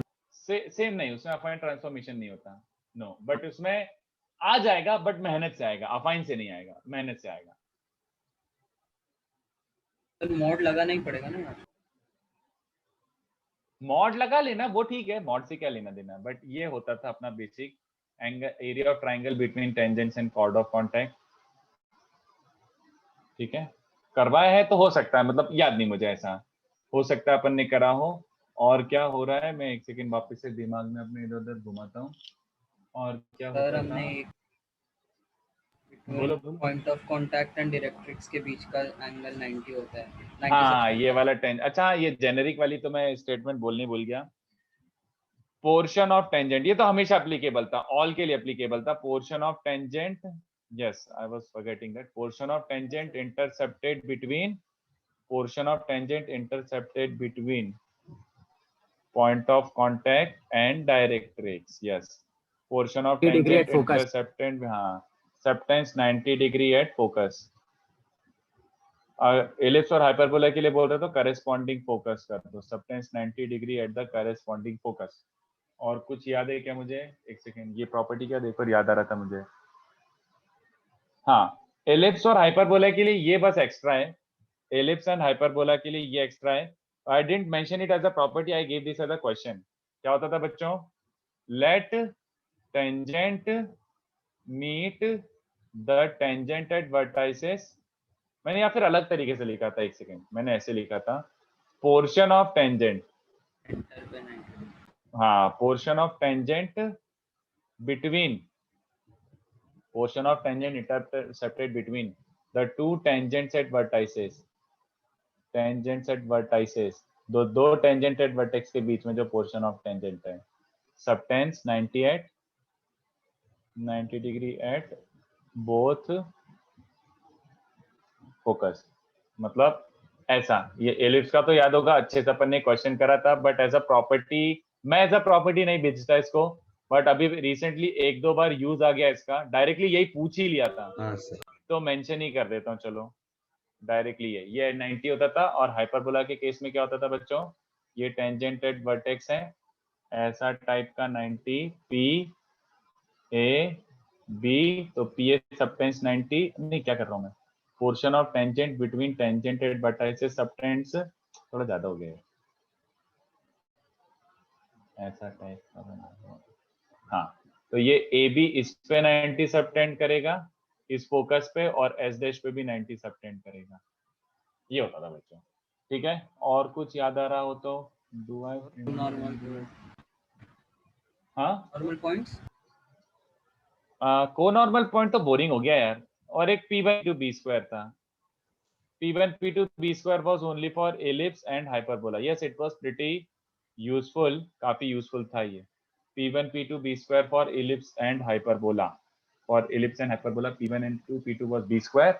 और कोनॉर्मल पॉइंट्स एक बार बस वापस बता देता हूँ, कोनॉर्मल पॉइंट्स अपन ने कभी यूज तो किया नहीं था। इसका डायग्राम कोनॉर्मल पॉइंट्स वो सिलेबस में नहीं है ना, क्या है क्या? एक्चुअली सिलेबस में नहीं है जेई के, बट ऐसे ही बता देता हूँ। जैसे इसके लिए P1 क्या P2 आता था? B स्क्वायर, हाँ, पैराबोला के लिए क्या, किसका p1 p2 b स्क्वायर का क्या? डायग्राम एक बार बता सकते? सिंपल, याद नहीं है ये? किसी भी पॉइंट से, मतलब किसी भी पॉइंट पे टेंजेंट ड्रॉप करो, तो अगर मैं फोकस से इस पे परपेंडिकुलर ड्रॉप करूंगा, हाँ सर, ये तो p1 p2 b स्क्वायर होगा। यस, हाँ, पैराबोला के लिए क्या बनता था बच्चों? इसका बेसिक आइडिया तो वही था यार, कि लाइक एक नॉर्मल लो, उस पे h कॉमा के रखो तो क्यूबिक 4 डिग्री बन जाता था। तो इसके लिए क्या बनता था? एच टी क्यूब नहीं, ए टी क्यूब बताया था। प्लस, अरे वो तो आगे की चीज थी, चलो बता ही देता हूँ। A T cube plus 2a minus H into T minus के इक्वल टू 0। तो summation t1 0 summation t1 t2, ये था प्रॉपर्टी। हाँ, t1 t2 plus t1 plus t2 plus t3 0, ये था कोनॉर्मल पॉइंट्स का result. 2a minus h by a and t1 into t2 into t3 is k by a, ये आता था। इसमें आपने ये सीखा होगा, तो चलो क्विक रिवीजन बता देता हूँ। ये एक पैराबोला है, तो पैराबोला में एक प्रॉपर लोकस आता था, ये पॉइंट है 2a, 0। तो उसमें क्या आता था? Any point if h, k is anywhere in this region, anywhere in this region, तो यहाँ पे पॉइंट लोगे इस रीजन में, तो 3 रियल एंड डिस्टिंक्ट नॉर्मल्स बनेंगी, 3 रियल एंड डिस्टिंक्ट नॉर्मल्स बनेंगी, ऐसा होता था। उसके बाद if you take any point on the curve, any point on this curve, from any point on this, 3 real but 2 coincident normals बनती थी। ये कर्व उसी से आता था। What was the equation of this curve? याद है? y square equals to 4/27a into x minus 2a का होल क्यूब, ठीक है? और इसके बाद ये वाले रीजन से, ये वाले रीजन से, इस रीजन से 1 रियल एंड 2 इमेजिनरी नॉर्मल्स बनती थी, और 2a, 0 से, 2a, 0 से, 2a, 0 से यही एक ऐसा पॉइंट था जहां से 3 रियल एंड कोइंसिडेंट नॉर्मल्स बनती थी, ठीक है? 3 रियल एंड कोइंसिडेंट नॉर्मल्स बनती थी, ऐसा होता था। हाँ, वो कस्पिड नाम जान के कुछ उखाड़ नहीं सकते हम, but this was anyway extra knowledge, कोई काम का नहीं था ये। बोलो सर, वो उधर आप डायमीटर का भी बता सकते हो, जनरल इक्वेशन क्या था वो, पार्शियल डेरिवेटिव वाला? Diameter for any conic is given by diameter of any conic. Diameter पहले ये पता होना चाहिए, diameter which is bisecting chords of slope m, diameter which is bisecting chords of slope m। तो इसमें m क्या है? Slope of the chords which are being bisected by our particular diameter. तो diameter bisecting chords of slope m मतलब ये सारी parallel chords का, इन सब का स्लोप m है, तो इनको सबको बाइसेक्ट करता हुआ जो डायमीटर बनेगा, ऐसा डायमीटर बनेगा, is given bye dou s by dou x plus m times dou s by dou y equals to 0। और उसी से अपना ये भी आ जाता था, centre of a conic is given bye intersection of these two lines, है ना, intersection of these two lines, intersection of these two lines. Okay, फिर अपन ने ये भी सीखा था शायद, सर्कल एंड कोनिक, सर्कल और कोनिक अगर इंटरसेक्ट करते हैं तो क्या। तो पैराबोला में बड़ा स्पेशल सा केस बनता था, इफ सर्कल एंड कोनिक मतलब सर्कल एंड पैराबोला, तो सर्कल एंड पैराबोला अगर मीट करते हैं तो याद आ रहा है T1 T2 T3 T4 क्या होता था बच्चों, T1 plus T2 plus T3 plus T4 must be 0, हाँ या ना, याद आ रहा है। और ये हमेशा जनरली एप्लीकेबल था, ये हमेशा प्रूव कर सकते हो अगर ABCD 4 कॉन्साइक्लिक पॉइंट्स है कोनिक पे, ABCD 4 कॉन्साइक्लिक पॉइंट्स हैं, also A, B, C and D are 4 concyclic points on any conic,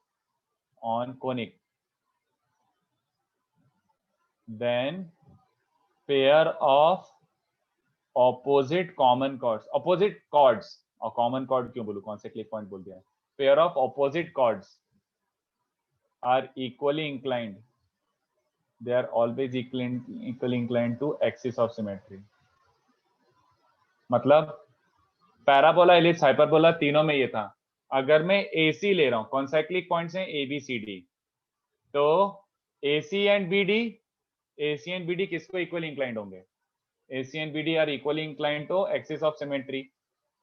और खाली पैराबोला में नहीं, that is AC and BD equally inclined होते हैं टू एक्सिस ऑफ सिमेट्री, या फिर और ADBC या फिर BCAD, ये सब इक्वल इंक्लाइंड होते हैं, not just in case of parabola but in case of ellipse and hyperbola also. ये तो जनरल है, जनरल मतलब एप्लीकेबल टू ऑल 2 डिग्री, ठीक है। तो पैराबोला में केस सीखा था, बट पैराबोला में स्पेशली ये भी आता था ना, एक केस आता था, याद है किसी को, एक स्पेशल केस क्या आता था बच्चों, what was the special case, if T1, sorry, if a circle passes through 3 conormal points, याद आ रहा है, if a circle passes through 3 conormal points, then its 4th point is, या फिर then it must also pass through, कुछ याद है, तो फोकस से क्या, नहीं, it must also pass through center, vertex of parabola, 3 कोनॉर्मल, हाँ वही ना, अगर T1 T2 T3 T4 0 है कॉन्साइक्लिक के लिए, बट इसमें से अगर ये 3 कोनॉर्मल है तो T1 plus T2 plus T3 0 हो जाएगा, तो T4 must be 0, 4th point has to be vertex। यही होता था बच्चों, if a circle passes through 3 conormal points then it must also pass through vertex of a parabola, ये होता था बच्चों इसका स्पेशल केस, याद आ रहा है ना। उसके बाद एलिप्स और हाइपरबोला में तो रटने की भी जरूरत भी नहीं थी, एलिप्स एंड हाइपरबोला में तो मैंने पूरा उछाल दिया था, कोई काम का नहीं था। If alpha beta gamma delta, मैं कॉन्साइक्लिक में यहाँ पे लिखना भूल गया ना, मैं डिस्ट्रैक्ट हो गया। कोनॉर्मल पॉइंट्स एलिप्स एंड हाइपरबोला के लिए, खाली कोनॉर्मल पॉइंट्स क्या था बच्चों, एलिप्स एंड हाइपरबोला के लिए, if alpha beta gamma delta are conormal, then क्या होता था बच्चों, alpha plus beta plus gamma plus delta is 2n + 1 pi, I hope you recall, है ना। और इसके लिए क्या होता था, अल्फा बीटा कंसाइक्लिक के लिए 2n पाई था, हाँ बस, concyclic that implies alpha plus beta plus gamma plus delta was always 2n pi, it is useless as a result, एकदम ही सुपर डुपर यूजलेस होता था ये, ठीक है। और क्या बता सकता हूँ, एक बार वापस से टेंजेंट्स की इक्वेशन लिख देता हूँ, तो जैसे कोनॉर्मल के बाद क्या लिखा था, को नॉर्मल के बाद क्या लिखा था? डायमीटर। एक बच्चे ने नहीं सर, डायमीटर अभी आपने जो स्टार्ट किया था ना, ये वाला। देख ले भाई, काम मुझे नहीं पता क्या पूछ रहा है तू। ये को नॉर्मल स्टार्ट किया, इसमें कहाँ पे क्या पूछना चाह रहा है? हाँ देख ले। सर, आपने अभी जो लिखा ना एलिप्स और हाइपरबोला वाला, हाँ, इधर। these are co-normal, then alpha plus beta plus gamma plus delta is 2n plus 1 pi. Yes sir. उसके बाद बच्चे ने एक बीच में डायमीटर पूछ लिया था, तो ये हो गया diameter. Circle and parabola, circle and ellipse, circle and hyperbola में ये होता था, तो इधर से मेंशन कर दिया। स्लोप फॉर्म सर्कल के लिए क्या आता था बच्चों? y equals to mx plus minus root over a square m square plus b square, standard circle के लिए। और जनरल के लिए क्या हो जाएगा? जनरल के लिए y minus y1 is m into x minus x1 plus minus root over a square m square plus b square. तो b स्क्वायर नहीं a स्क्वायर ही होना चाहिए। अरे वो समझ जाओ भावनाओं को। r times under root. हाँ, वो आदत पड़ी रहती है यार। Thank you. Root over 1 plus m square, जिसका सेंटर x1 एंड y1 है। अगर किसी सर्कल का सेंटर x1 y1 है तो वो ये हो जाता है, और ये होता था स्टैंडर्ड के लिए, है ना। उसके बाद अपना पैराबोला। पैराबोला में दोनों याद रख सकते हो तो रखो। y square equals to 4x का स्लोप फॉर्म क्या था? y equals to mx plus a by m। और इसका भी याद रख सकते हो तो रख लो, अलग से याद ही रख लो। डिराइव करना है तो कर लो। y equals to mx minus am square, parabola के लिए ये आता था। ओके, एलिप्स के लिए क्या आता था? एलिप्स के लिए slope form was y equals to mx plus minus root over a square m square plus b square irrespective of, याद है कुछ? a और b का A और b greater than b और a less than b, कुछ भी हो। जो इसमें यहाँ पे basically a square is x square के नीचे वाला, बस ये ग्रेटर या लेसर कुछ नहीं। a स्क्वायर मतलब x स्क्वायर के नीचे वाला, b स्क्वायर मतलब y स्क्वायर के नीचे वाला, ऐसा। This was ellipse. और हाइपरबोला भी क्या होता था? Hyperbola was y equals to mx plus minus root over a square m square minus b square. और इसमें ग्रेटर लेसर का तो ऑफ कोर्स कोई मीनिंग ही नहीं है। a स्क्वायर वाज पॉजिटिव वाला and b square was negative वाला। ये होता था स्लोप फॉर्म, है ना। पॉइंट ऑफ कांटेक्ट तो मैंने आपको निकालने का आइडिया दिया था। स्लोप फॉर्म ऑफ टेंजेंट किस पॉइंट पे टच करता है, ये कैसे निकालते थे? स्लोप फॉर्म ऑफ टेंजेंट किस पॉइंट पे टच करता है? तो वो h कॉमा के अज्यूम पैरामीट्रिक बिल्कुल भी नहीं, पैरामेट्रिक से कंपेयर करो। यस, पैरामेट्रिक से कंपेयर करो। h कॉमा के अज्यूम करना वुड बी डिजास्ट्रस। नहीं सर, इक्वेशन ऑफ टेंजेंट दिया हुआ है राइट, और उससे हमें पॉइंट ऑफ कांटेक्ट निकालना है, ऐसा बोला ना? नहीं नहीं नहीं नहीं नहीं, मैं बोल रहा हूँ स्लोप फॉर्म ऑफ टेंजेंट दिया हुआ तो पॉइंट ऑफ कांटेक्ट कैसे निकालोगे? This for example y equals to mx plus minus r under root 1 plus m square touches circle. Yes it does, but at which point? किस point पे touch करता है? तो इसका पॉइंट ऑफ कांटेक्ट तो हमने कभी सीखा ही नहीं है, बट आजकल जेई में एक दो बार मैंने देखा इसको ऐसे क्वेश्चन बना के दे दिया। तो अपन क्या करेंगे, अगर ये टेंजेंट है तो इसको अपन ऐसे करते थे ना, let x cos theta plus y sin theta equals to r be the tangent. ये किस पे टच करता है? दिस लाइन हमें पता है point of contact r cos r sin पे टच करता है, याद आ रहा है? ये पॉइंट ऑफ कांटेक्ट होता है। बट टेंजेंट अपेरेंटली क्या गिवन है? mx minus y equals to plus minus r under root 1 plus m square. ये टेंजेंट गिवन है, तो दोनों को कंपेयर करो। cos theta by equals to sin theta by minus 1 is equals to plus minus 1 upon root over 1 plus m square. तो cos और sin की value होगी तो करस्पॉन्डिंग पॉइंट ऑफ कांटेक्ट क्या आ गया? पैरामेट्रिक से कंपेयर करना is the best method. cos theta को रख दो m अपॉन दिस, तो rm अपॉन, और sin थीटा को अपोजिट साइन रखना पड़ेगा, तो minus plus r upon root over 1 plus m square. चलेगा? ये पॉइंट ऑफ कांटेक्ट आता था। तो ऐसे अपन कंपेयर करके निकालते थे पॉइंट ऑफ कांटेक्ट, ठीक है। This was tangent in slope form. बाकी पैरामेट्रिक तो सबको याद है। और क्या सोच रहा था मैं बताने का? What else can we do? तो नॉर्मल का बता सकते हो पैराबोला में, y square equal to 4ax और x square equal to 4ay में? नॉर्मल का स्लोप फॉर्म? हाँ हाँ, तो स्लोप फॉर्म तो याद रखने की जरूरत नहीं थी। हाँ ठीक है। पैराबोला के लिए आता था y equals to mx minus 2am minus am cube. ये किसके लिए था? y square equals to 4x के लिए। x square equals to 4y की जरूरत नहीं है। वैसे डिराइव कर सकते हो। उसका पैरामेट्रिक टेंजेंट क्या होता है? जैसे सॉरी, जैसे इसका होता है y equals to xt plus 2at plus at cube, ये होता है ना। तो x square equals to 4ay के लिए क्या हो जाएगा? x plus yt equals to this. तो टेक्निकली इसका स्लोप क्या है? Minus 1/t। तो t की जगह माइनस 1/n लिख दे, तो t की जगह -1/m लिखेगा तो ये बन जाएगा तेरा। हाँ, ये parametric normal of y x² = 4ay का पैरामेट्रिक नॉर्मल है। तो स्लोप वाले नॉर्मल के लिए स्लोप के टर्म्स में लिया, तो t की जगह क्या लिखा, -2a/m -a/m³। तो एक m³ से मल्टीप्लाई करो तो क्या बन जाएगा, अच्छा नहीं सॉरी m³ से मल्टीप्लाई मत करो, स्लोप फॉर्म में लिखना है ना, तो m से मल्टीप्लाई करो, mx - y -2a -a/m²।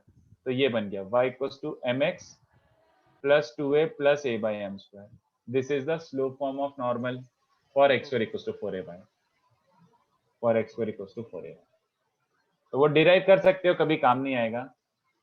और बाकी इसके लिए शायद मैंने सर मत कट करो। नहीं कोई काम का नहीं है, कभी काम नहीं आएगा पक्का। अब तू सोचे ना, मेरे को खुद को याद नहीं था, मेरे को डिराइव करना पड़ा, तो इसका मतलब है सच में कोई काम का नहीं था, कोई काम का नहीं है वो। स्लोप फॉर्म इलिप्स के लिए क्या आता था नॉर्मल का, ये भी हमने हार्डली यूज कराएगा, एक आध क्वेश्चन में यूज कराएगा जब उसने लिटरली बोला था कि ये स्लोप है तो नॉर्मल की इक्वेशन क्या होगी, a² - b² m²। याद आ रहा है? नहीं, a² + b², ये आता था, ठीक है।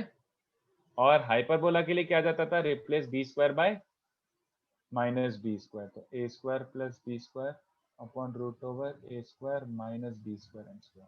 दिस वाज, फिर आपने दूसरा वाला बताया था ना, a² x/x1 - b² y/y1 = a² - मैं तो स्लोप फॉर्म बता रहा हूँ ना, मतलब ऐसे ही। नॉर्मल। हाँ नॉर्मल मतलब कार्टेशियन फॉर्म क्या होता था, कार्टेशियन भी लिख देता हूँ। पैराबोला के लिए क्या बनता था, पैराबोला के लिए क्या बनता था, पैराबोला के लिए कुछ जनरल नहीं बनता था, पैराबोला के लिए कुछ जनरल जैसा फॉर्म नहीं था। पैराबोला के लिए parametric was good enough, but ellipse और हाइपरबोला के लिए काफी काम का था। इलिप्स के लिए क्या होता था, a² x/x1 -b² y/y1 = a² - b², और हाइपरबोला के लिए b² की जगह -b² रख दो, a²। पैराबोला के लिए कुछ ऐसा अच्छा सा आया नहीं था रिजल्ट, आई डोंट रिमेम्बर, ऐसा कुछ रिजल्ट नहीं आता था कि याद रखने टाइप था, ये होता था बस, ठीक है। और कुछ I don't remember anything else, मुझे कुछ याद नहीं आ रहा एकदम से इतना सारा। ओरली में भूल गया फॉर्मूला सर, वो एक याद कहाँ सर, नॉर्मल का क्या है टी में, पैराबोला में नॉर्मल का पैराबोला में, ठीक है। तो पैरामेट्रिक नॉर्मल तीनों का लिख देता हूँ, पैरामेट्रिक नॉर्मल। तो टी में ही आता था, पैराबोला के लिए होता y + xt = 2at + at³। Ellipse के लिए क्या होता था normal, ax/cos θ -by/sin θ = a² - b²। और हाइपरबोला में आता था ax, यहाँ पे सेकना तो ax cos θ + by/10 मतलब cot θ is a² + b²। ये होता था पैरामेट्रिक इक्वेशन ऑफ नॉर्मल, ठीक है। और क्या ये एक्स्ट्रा बता सकता हूँ थोड़ा सा, और कोई काम का नहीं। हाइपरबोला का भी एक बार रिवाइज करा सकते हो। रेक्टेंगुलर हाइपरबोला मुझे खुद को याद नहीं है, अगर आपको याद हो तो रेक्टेंगुलर हाइपरबोला में मैंने खुद ने आपको बोला था कि याद तो रहता नहीं है, ऑलवेज डिराइव टेंजेंट नॉर्मल और chord joining alpha beta sir, ये सब था वो, ठीक है लिखवाया था ना जो लास्ट के दो। ये बता देता हूँ, tangent and normal of a rectangular hyperbola, ये तो आपको याद होना ही चाहिए यार वैसे। अब रेक्टेंगुलर हाइपरबोला के लिए क्या हो जाता था, रेक्टेंगुलर हाइपरबोला के लिए सबसे पहले cord joining T1 and T2, तो आता था क्या आता था 2x - y, नहीं मैं एक सेकंड हट रहा हूँ, कॉर्ड जॉइनिंग T1 T2 होता था T1 T2 x, नहीं -1/T1 T2, sorry x + y T1 T2 is 2c T1 + T2, 2c भी नहीं था, c था, ये था प्रॉपर, ठीक है। कॉर्ड के बाद टेंजेंट आता था, टेंजेंट एट t, वो क्या आ जाता था x + yt² = 2ct, और इसका स्लोप याद रखो, स्लोप होता था -1/t²। और सर उसका -1/T1 T2। हाँ इसका स्लोप होता था, cord joining T1 and T2 का होता था -1/T1 T2, यस। और उसके बाद नॉर्मल क्या आ जाती थी, x + yt, नहीं x³ t³ x - yt + c - ct4 is 0, और इसका स्लोप आता था t²। ये तो फ्रेश अभी क्या हुआ है, तो ये आपको आता ही होगा। और सर वो वाला जो था ना, वो समेशन T1 T2 पाई T1, वो तो मेरे को भी याद नहीं है, मैं डिराइव ही करता हूँ काइंड ऑफ, वो तो मुझे भी याद नहीं है, I kind of derive it. Diameter उधर से डिराइव करना है क्या वो, वही ना, हमें अगर को नॉर्मल पॉइंट्स हैं तो को नॉर्मल पॉइंट्स के लिए आइडिया क्या होता था कि एक नॉर्मल पकड़ो, इस पे h k पुट कर दो, तो t cube h minus kt plus c minus ct4, तो ये 4 डिग्री इक्वेशन बन गई। हाँ। इसका s1 s2 s3 s4 लिख दो और क्या। और तो वो कौन सा लोग फिर हाँ क्वेश्चन बोलो। के हिसाब से यूज कर रहे हैं ना, फिर जो पूछ रहे हैं। हाँ, फिर जो भी पूछ रहा है क्वेश्चन के हिसाब से यूज Okay, करते जाओ। और कॉन्सेक्लिक के लिए क्या होता था, एक सर्कल है, उसमें x को ct और y को c/t रख दो, तो t में 4 डिग्री इक्वेशन बन जाएगा, फिर से s1 s2 s3 s4 निकाल दो। तो याद कर लेंगे तो भी चलेगा क्या, मतलब तो कोई वही यूज परेशानी होगा नहीं। ना? हाँ, अगर याद हो रहा है तो कर लो, मेरे को याद नहीं रहता, बस मैं बोल रहा हूँ। And it does not take me more than 30 seconds to derive, तो मैं डिराइव ही कर लेता हूँ। डायमीटर की प्रॉपर्टी होती थी जनरल, 2 प्रॉपर्टी होती थी, मैं बता देता हूँ, ये काम की नहीं है, नॉट यूजफुल, बट ऐसे अब जब बता रहा हूँ ऐसा लग रहा है कि बता दूं तो बता देता हूँ। तो डायमीटर की प्रॉपर्टीज क्या होती थी बच्चों? एक प्रॉपर्टी बोलता था tangents at extremities of a cord, tangents at the extremities of a cord intersect at the same diameter, which bisects it, tangents at the extremities of a chord। मतलब ऐसा एक ये वाला कॉर्ड है और इसकी पैरेलल कॉर्ड्स को bisect करता हुआ एक डायमीटर आ रहा होगा, तो इसकी एक्सट्रीमिटीज पर अगर टेंजेंट्स ड्रॉप करोगे, ये दोनों टेंजेंट्स होंगी, ये किस डायमीटर पे मीट करेंगी? They will meet on the exact same diameter which was bisecting it. ये डायमीटर पे ही मीट करती है tangents which was bisecting it. और एक और क्या होता था? एक और होता था tangents at extremities of a diameter, tangents at the extremities of a diameter. एक डायमीटर की एक्सट्रीमिटी पे टेंजेंट्स बनाओगे, वो क्या होंगे? Are parallel to chords which the diameter was bisecting. मतलब क्या? अगर एक ऐसा कुछ ले लो कोनिक, तो ये पैरेलल टेंजेंट्स को बाइसेक्ट करता हुआ एक डायमीटर आ रहा होगा, इन पैरेलल टेंजेंट्स को डायमीटर बाइसेक्ट करता हुआ आ रहा होगा। इन पैरेलल टेंजेंट्स के एक्सट्रीमिटीज पे, फिलहाल तो एक ही बनाया मैंने, बट अगर एक टेंजेंट बनाओगे डायमीटर के एंड पॉइंट पे, तो ये किसके पैरेलल होगा? Parallel to the chords which the diameter was bisecting, ये इसके पैरेलल होगा, parallel to the chords which diameter was bisecting. ठीक है? एक नहीं, थोड़ा थोड़ा नीचे स्क्रॉल करो ना। थोड़ा नीचे कि ऊपर? इसके नीचे कुछ नहीं, अभी तो एंड किया है। मेरा मतलब वही था सर। हाँ तो देख ले क्या देखना है। ऐसे डायमीटर वाला ही। अच्छा डायमीटर वाली, ओके, तो ऐसे बोलना, मतलब थोड़ा ऊपर नीचे क्या होता है। तो ये I think I have almost covered up almost every point, और कुछ याद तो नहीं आ रहा मुझे अभी ऐसा, बट आई होप सब कुछ चमक गया हो, वापस से याद आ गया हो। This is good enough. मैंने थोड़ी एक दो फालतू बातें भी बता दी, but I think this is the crux of the entire discussion, पूरा थ्योरी का। ठीक है? T का बता सकते हो, और T formulas in parabola, small t formulas in parabola। What small T formulas? मैंने ऊपर लिख दिए सारे, T2 equal to -1 आपने एक सब ही सब लिखा है। सब बिट्टू ऊपर हो चुका है वो। बताओ सर, वो मैं देख ले। अच्छा हाँ, अरे यार हाँ करवाए ना, ये सब यहाँ पे लिखे थे मैंने। पैराबोला में T1 T2 वाले क्या होते थे, ये ऐसे ऐसे करके लिखा दिए मैंने। नहीं वो T1 T2 equal to -2, T1 T2 equal to 4, वो ऐसा वाला पूछ रहा। हाँ तो ये लिखा है ना बिरजू, लिखा दिया मैंने, ये रहा। कहाँ गया? नहीं ये नहीं, ये रहा। T1 T2 अगर कांस्टेंट के है, then chord joining T1 and T2 passes through a fixed point -AK, 0। नहीं तब वो इसमें तेरे को the chord subtends 90 degree at vertex, वो वाला था प्रॉपर्टी। घंटा कोई प्रॉपर्टी नहीं है, वो जबरदस्ती का property, it was just a question. बस कोई ऐसा प्रॉपर्टी नहीं है कॉर्ड सबटेंस 90 डिग्री वाला, it's not a property, it's just a question. Okay okay sir, prove that में दिया होगा सर ने लगता है। हाँ क्वेश्चन दिया होगा तो इट्स फाइन, बट प्रॉपर्टी थोड़ी है उसका, कोई घंटा ऐसे यूज थोड़ी आएगा। प्रूव दैट होगा ऑफ कोर्स। एक दो जगह आया था लगता है, उन्होंने पूछा था नॉर्मल भी है और angle subtended at the centre vertex is 90 degree. Question बोल दे, तू क्वेश्चन पूछ रहा है कि प्रॉपर्टी बोल रहा है? नहीं प्रॉपर्टी, मतलब वो क्वेश्चन का मेन एम मतलब प्रॉपर्टी था ना, कि आपको प्रॉपर्टी याद होनी चाहिए कि कॉर्ड सबटेंस, मतलब वो क्वेश्चन ऐसा था आई गेस कि कॉर्ड 90 डिग्री सबटेंड करता है वर्टेक्स पे और नॉर्मल भी है वो, तो उसमें याद होना चाहिए ना टी और टी के बीच में, T1 और T2 के बीच में रिलेशन क्या है। तो 2 सेकंड में डिराइव हो जाएगा। कैसी बात कर रहा है? हर क्वेश्चन को सॉल्व करने के लिए तू प्रॉपर्टी बना देगा क्या? For every question you are going to make a property out of this. Solve कर लेना। नॉर्मल और सबटेंड कर रहा है 90 पे, तो इसको T1 ले ले, इसको T2 ले ले, तो पहले M1 M2 -1 रख दे, तो इसका स्लोप होता है 2/T1, इसका स्लोप होता है 2/T2। तो ये डिराइव हो गया 1 सेकंड में। तो तू इसको प्रॉपर्टी क्यों रटेगा बे?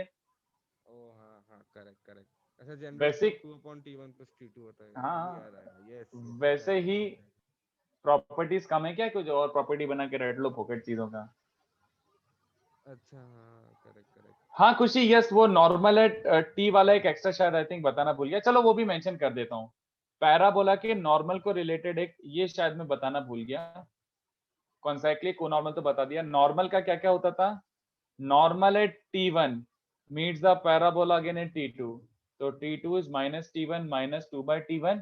और इसका एक स्पेशल केस होता था। ये स्पेशल केस आप लोगों को बहुत काम आया होगा।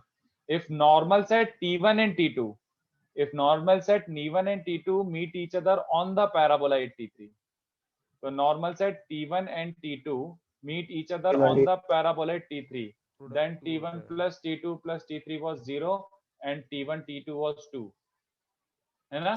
और भी चीजें होती थी इसमें, और मतलब आगे बढ़ाना चाहो तो बढ़ा सकते हो, बट वो वैसा हो जाएगा कि जबरदस्ती शो ऑफ टाइप हो जाएगा, बट करना है तो कर सकते हो। लेट्स से इसकी टेंजेंट्स मीट एट P, इसकी टेंजेंट्स मीट एट P, तो ये जो सर्कल बनेगा P T1 T2 T3 ये कॉन्साइक्लिक पॉइंट्स हो जाएंगे। ऐसे पैराबोला की बुकलेट में बहुत क्वेश्चन थे इस पे। P T1 T2 T3, P T1 T2 T3 if tangents at T1 and T2 meet at P, so P T1 T2 T3 are concyclic with P and T3 as diameter, with P and T3 as diameter, ये circle पास होगा। ये भी उसमें special case में आ जाता था, इस पे क्वेश्चन बहुत बनते थे। ठीक है, इसका सेंटर का कोई फॉर्मूला है? हाँ निकाल सकता है ना। सेंटर P क्या हो जाएगा? P is A T1 T2, A T1 plus T2, तो बेसिकली क्या बन जाएगा? T1 T2 तो 2 है, तो 2 है, और T1 plus T2 T3 है, ये हो गया P। और जैसे इसको A B, उतना अच्छा रिजल्ट नहीं आएगा वो। हाँ तो वो रटने वाली बात नहीं थी, बट बहुत सिंपल सा है, इसका मिड पॉइंट आ जाएगा सेंटर। हाँ तो वो लोकस वोकस पे इस पे क्वेश्चन बने थे बहुत सारे, बुकलेट में 2-3 थे कम से कम ऐसा। ठीक है, चलो और कुछ? मेरे हिसाब से अब ऑलमोस्ट सब कुछ ही हो गया। ये एक पैराबोला नॉर्मल वाला रिजल्ट बाकी था, और कुछ इससे ज्यादा do not sell it as a property please. Orthogonal curves, orthogonal curves, अच्छा वो तो अब भी सिखाया यार, वो तो याद ही होगा यार। बस ये मैंने सिखा दिया था कि confocal ellipse and hyperbola, confocal ellipse and hyperbola intersect orthogonally, बस इतना याद रखने के लिए बोला था मैंने। Intersect orthogonally, confocal ellipse and hyperbola intersect orthogonally. तो अगर ये एलिप्स है और एक ये हाइपरबोला है, बट अपेरेंटली दोनों के फोकस सेम है, तो ये परपेंडिकुलर हो जाएंगे tangents. This is not true for any other parabola और anything. Angle of intersection between two circles, notebook में देख लो रे, कोई काम आया तो है नहीं, खाली ऑर्थोगोनल केस वाला काम आता था, बाकी तो कोई काम आता नहीं था। तो the acute angle was given by d square minus r1 square plus r2 square upon 2r1 r2. This was the acute angle of intersection of two curves. ये आता था यार, मैदान वो अब भी कराया यार 2-3 लेक्चर पहले ही, तो इतना तो याद ही होगा यार। T1 T2 T3 T4 -1 है तो ऑर्थोसेंट्रिक पॉइंट्स होंगे, वो तो याद ही होगा। मैं तो पुराना वाला जैसे देख रहा था कि क्या क्या कॉमन है, क्या क्या ऐसा है। ठीक है, तो ये आई होप थोड़ा बेसिक रिवीजन हो गया, कौन से पॉइंट्स थे, जितना जितना मुझे याद आ गया मैंने सबको बता दिया। ठीक है सर ना? सर TWT के डाउट्स लोगे 3-4 कर सकते हैं। 130 नहीं है अभी तक। नहीं तो एक काम करना, TWT अपना एक और लेक्चर बज रहा है, तब अब बचे हुए कुछ भी हो, पैराबोला 2B शायद बच रहा है ऐसा बच्चों ने बोला, तो वो बचे हुए उस दिन करवा लेना। अरे सर जिस दिन आप एक्सरसाइज लेंगे पूरा लेक्चर उसी में चले जाएगा, TWT का हो नहीं पाएगा सर। अगर 130 तक मैं लास्ट पूछूंगा, 130 के ऊपर नहीं पूछूंगा। ठीक है, अच्छा क्योंकि बच्चे और बता रहे सर, ये भी एक बार बता दो, tangents intersection point of tangents. तो सर्कल के केस में क्या आता था? इंटरसेक्शन ऑफ टेंजेंट्स, तो intersection of tangents at alpha and beta, तो जैसे ये अल्फा पॉइंट है, ये बीटा पॉइंट है, तो ये पॉइंट आर क्या आता था सर्कल के केस में? इट वाज एक r cos alpha plus beta by 2 upon cos alpha minus beta by 2 comma r sine alpha plus beta by 2 upon cos alpha minus beta by 2। Circle के लिए आता था। पैराबोला के लिए क्या आता था? Tangents eight T1 and T2। तो पैराबोला के लिए आता था AT1 BT2 और ये intersection point was R was AT1 T2 comma AT1 plus T2, ये आता था। एलिप्स के लिए क्या आता था? नॉर्मल का भी लिख दो ना। नॉर्मल का मैंने कभी लिखाया भी नहीं और कभी काम भी नहीं आएगा। नो, नॉर्मल का मैंने कभी लिखाया भी नहीं और कोई काम नहीं आएगा। नहीं नहीं। एलिप्स के लिए क्या आता था? Tangent at alpha and beta, ये ए अल्फा है, ये बी बीटा है, तो ये intersection point are was given by a cos of alpha plus beta by 2 upon cos of alpha minus beta by 2 comma b sine alpha plus beta by 2 upon cos of alpha minus beta by 2। बिल्कुल circle जैसे आता था। यहाँ पे are are होता था, यहाँ पे ए और बी होता था। और हाइपरबोला के लिए भी क्या था बच्चों? इंटरसेक्शन पॉइंट वाज थोड़ा सा उल्टा था बस, cos of alpha minus beta by 2 upon cos of alpha plus beta by 2 and b sine of alpha plus beta by 2 upon cos of alpha plus beta by 2। This was the case for hyperbola. ठीक है, this was the case for hyperbola. बताओ क्या doubts हैं? चलो 2 minute है। Paper भेज दे group पे या फिर कहीं पे भी, जैसा सही लगे। सर ये एलिप्स और सर्कल वाला अफाइन से हम लोग ये कर सकते थे ना? एलिप्स और सर्कल वाला अफाइन से रिलेट कर सकते हो, व्हाई नॉट? रिलेट कर सकते हो, हाँ बिल्कुल। सर्कल का जो इसमें b बाय मल्टीप्लाई करोगे तो y कोऑर्डिनेट ये बन जाए। Yes sir.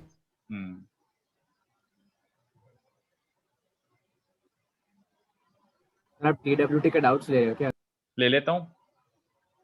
आई होप सारे ना पूछ लो तुम एक साथ। सर 3 ही डाउट है। पूछो, पहले मेरे को पेपर भेज देना, मैंने पेपर नहीं देखा है, पेपर भेज दो। तो अभी आप रिवीजन नहीं हो गया, खत्म हो गया ना? हाँ बस, और कुछ अगर आपको याद आ रहा है, कुछ और पूछना है, कुछ और बताना है तो बता दो, बट मेरे हिसाब से I think I have covered now almost 100% के आसपास कवर हो गया। ठीक है सर। हाँ बताओ TWT। सर आप 43 बता सकते हो पहले?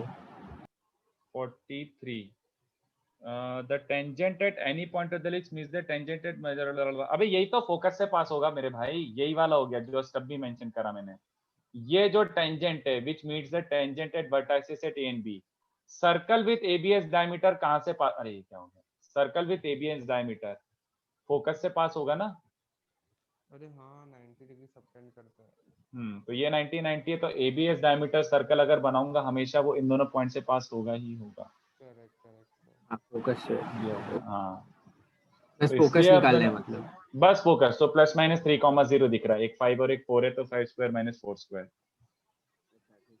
सर 49। अगर एक कॉमन टेंजेंट निकालना है पैराबोला और हाइपर रेक्टेंगुलर हाइपरबोला का, तो कैसे करेंगे? और T1 और T के भी इसमें हमने जैसे इक्वेशंस क्या क्या है, इक्वेशन बता देना। y = -1 और y² = 8x। xy = -1 and y² = 8। ये तो बुकलेट का सम है। बुकलेट में क्या है, इसका टेंजेंट ले ले y = mx + a/m। सिंस इसका स्लोप फॉर्म तो सीखा नहीं अपन ने, सिंस इसका स्लोप फॉर्म सीखा नहीं है, इसको इस पे सॉल्व भी कर दे। तो x × y, तो अगर ये लाइन इसको भी टेंजेंट है तो इसका डब्बा 0 मार दे, खत्म।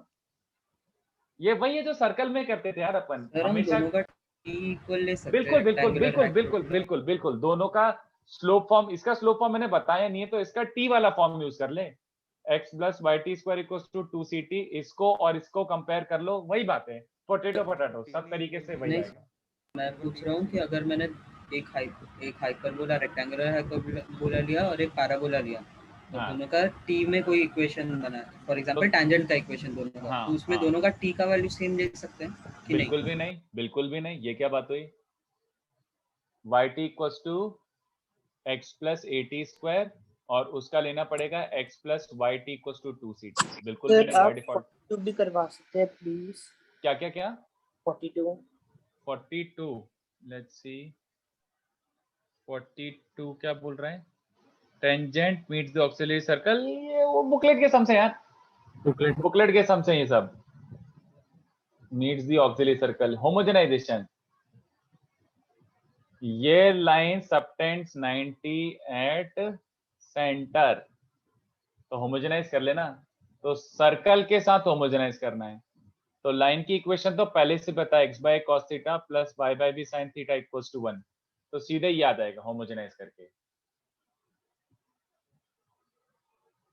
और सिंस परपेंडिकुलर लाइन पेयर है तो coefficient of x square plus coefficient of y square 0 plus b mark. 0 हाँ बस ये करके देख लें, सीधे सीधे b स्क्वायर बाय स्क्वायर का टर्म आ जाएगा, उसको एसेंट्रिसिटी के फॉर्मेट में लिख देना, ठीक है।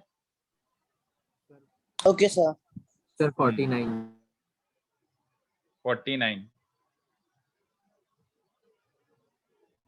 तो 49 क्या बोल रहा है, if a quadrilateral formed by any four tangents to the ellipse is a square, अच्छा, then the vertices of a square lie on, ये तो कोई जरूरी नहीं है, vertices of B तो करेक्ट है, area of all such squares is a constant, only two such squares possible। अब ये कैसे बताएंगे साला कि दो पॉसिबल हैं, एक पॉसिबल है या ज्यादा है। तो बी का आपने क्या रीजन दिया? डायरेक्टर सर्कल, हाँ हाँ सॉरी, हाँ x square plus y square equals to a square plus b square. हाँ सर आ गया। ये तो सिंपल था बी वाला, बट अपन इसके बारे में श्योर नहीं बोल सकते यार, ये क्या बात हुई। मतलब it's inscribed in a square, square में इंस्क्राइब्ड है, तो ऐसे कितने स्क्वायर बन सकते हैं, ये थोड़ा लफड़ा वाला बात हो गया यार, ये कैसे बोलूं मैं। सर आंसर बी और सी दिया है सर, बी तो हमारा आ गया सर, सी भी दिया हुआ है कांस्टेंट वाला। The area of all such squares is a constant. अगर मैं रैंडमली लूं, मतलब लॉजिक तो क्या बोल रहा है, लॉजिक ये बोल रहा है कि यार मेरे हिसाब से एक 45 डिग्री वाला ये बनाओ, 45 डिग्री वाला ये बनाओ, 45 डिग्री वाला ये बनाओ और 45 डिग्री वाला ये बनाओ, this is the only square मेरे हिसाब से, आई थिंक। इसके अलावा आई थिंक कोई और पॉसिबिलिटी है ही नहीं। देखो लॉजिक यही बोल रहा है ना, लॉजिक मतलब गट फीलिंग क्या बोल रहा है, अगर स्क्वायर बनाना है तो just out of pure symmetry also you can claim ना कि ये 45 डिग्री वाला, ये 45 45 45 एक ही स्क्वायर बन पा रहा है। इसके अलावा तुम सोच के बताओ कैसे स्क्वायर बनेगा, और मुझे नहीं तो लग सी रहा नहीं मतलब। आना चाहिए ना। तो मेरे हिसाब से हाँ, मेरी गट फीलिंग ये बोल रही है कि एक स्क्वायर पॉसिबल है। मेरे को भी वही लगा सर, मैंने नहीं किया मार्क, पार्शियल मार्किंग मिला। एक ही स्क्वायर पॉसिबल है, तो उसका मतलब मेरे हिसाब से बी तो सही था ही, और I think area of all such squares is constant. हाँ ऑफ कोर्स ये तो फिक्स ही हो गया ना, 45 डिग्री वाली लाइन वाला एक ही स्क्वायर ऑल पॉसिबल सच है। स्क्वायर्स मतलब क्या? ऑल सच स्क्वायर्स कितने हैं, एक, तो उसका एरिया कांस्टेंट हो गया। अच्छा तो मुझे बोलने लगा वाली बहुत बात है। सारे सर। नहीं तो उसने जानबूझ के ऐसा लिखा है ना ताकि आपको पता ही ना पड़े कि एक ही है। मेरा गट फीलिंग ये बोल रहा है एक ही होगा, इसके अलावा पॉसिबल ही नहीं है। I think it will not give you the answer. Sir ये जो टैंजेंट है ये परपेंडिकुलर है, वो कैसे पता सर? इसलिए आपने डायरेक्टर सर्कल लिया ना। हाँ क्योंकि अगर स्क्वायर है तो 90 90 90 90 तो अच्छा, चारों square है। वर्टाइसेस डायरेक्टर सर्कल पे लाई करेंगे। Yes, sir, बट वो got it, sir. रेक्टेंगल बनेगा यार, it can, you can not create a square, no मुझे नहीं लगता। ओनली वन स्क्वायर पॉसिबल है, that is what my gut feeling suggest. पर सर आपने जो बनाया अभी वो डायरेक्टर सर्कल वाला, वो भी स्क्वायर का ही है ना? नहीं ये तो रेक्टेंगल हो गया ना, सारे 90 है तो उसका मतलब रेक्टेंगल। व्हाट बेसिस पर डू आई पुट की लाइक ये स्क्वायर बनेगा, मुझे नहीं लगता स्क्वायर बनेगा। इसके अलावा सिमेट्री से बोल सकता हूँ ना, सिमेट्री से बोल सकता हूं मैं, on the basis of symmetry I can say कि स्क्वायर तो एक ही बनेगा, सारी साइड लेंथ भी इक्वल चाहिए और मस्त सिमेट्रिक होना चाहिए ऐसा, इसलिए मेरे हिसाब से एक ही बनेगा। सॉल्व करना पॉसिबल नहीं है यार, ये सॉल्व करना पॉसिबल नहीं है। करके ऐसा कुछ नहीं होगा। नहीं सॉल्व करना, क्या क्या कंडीशन लगाएगा? For this to be a square what condition are you going to put? For this to be a square what condition are you going to put? कुछ नहीं। क्या कंडीशन? लेंथ तो इक्वेट कर नहीं सकता मैं, औकात ही नहीं है। ऑल सच स्क्वायर्स मतलब एक ही स्क्वायर है इधर वैसे? हाँ पॉसिबल एक ही है स्क्वायर, इसलिए। अच्छा ओके सर, मैं उधर कंफ्यूज हो गया सर, इसलिए मार्क्स किया उधर। वो तो कंफ्यूज करने के लिए बोल दिया उसने ऑल सच स्क्वायर्स। 48 क्या बोल रहा है? Chord of contact of tangents drawn from a point m h का फॉर्मूला आई गेस अपन ने छोड़ दिया। कौन सा सर? अगर सपोज इक्वेशन ऑफ लाइन दिए 4 तो उसका एरिया ऑफ क्वाड्रिलेटरल, वो फॉर्मूला कौन सा फॉर्मूला? सर अगर 4 लाइन दिए आई गेस, अगर वो स्क्वायर बनाते तो उसका एरिया ऑफ स्क्वायर कैसे निकालेंगे? पैरेललोग्राम की बात कर रहा है क्या?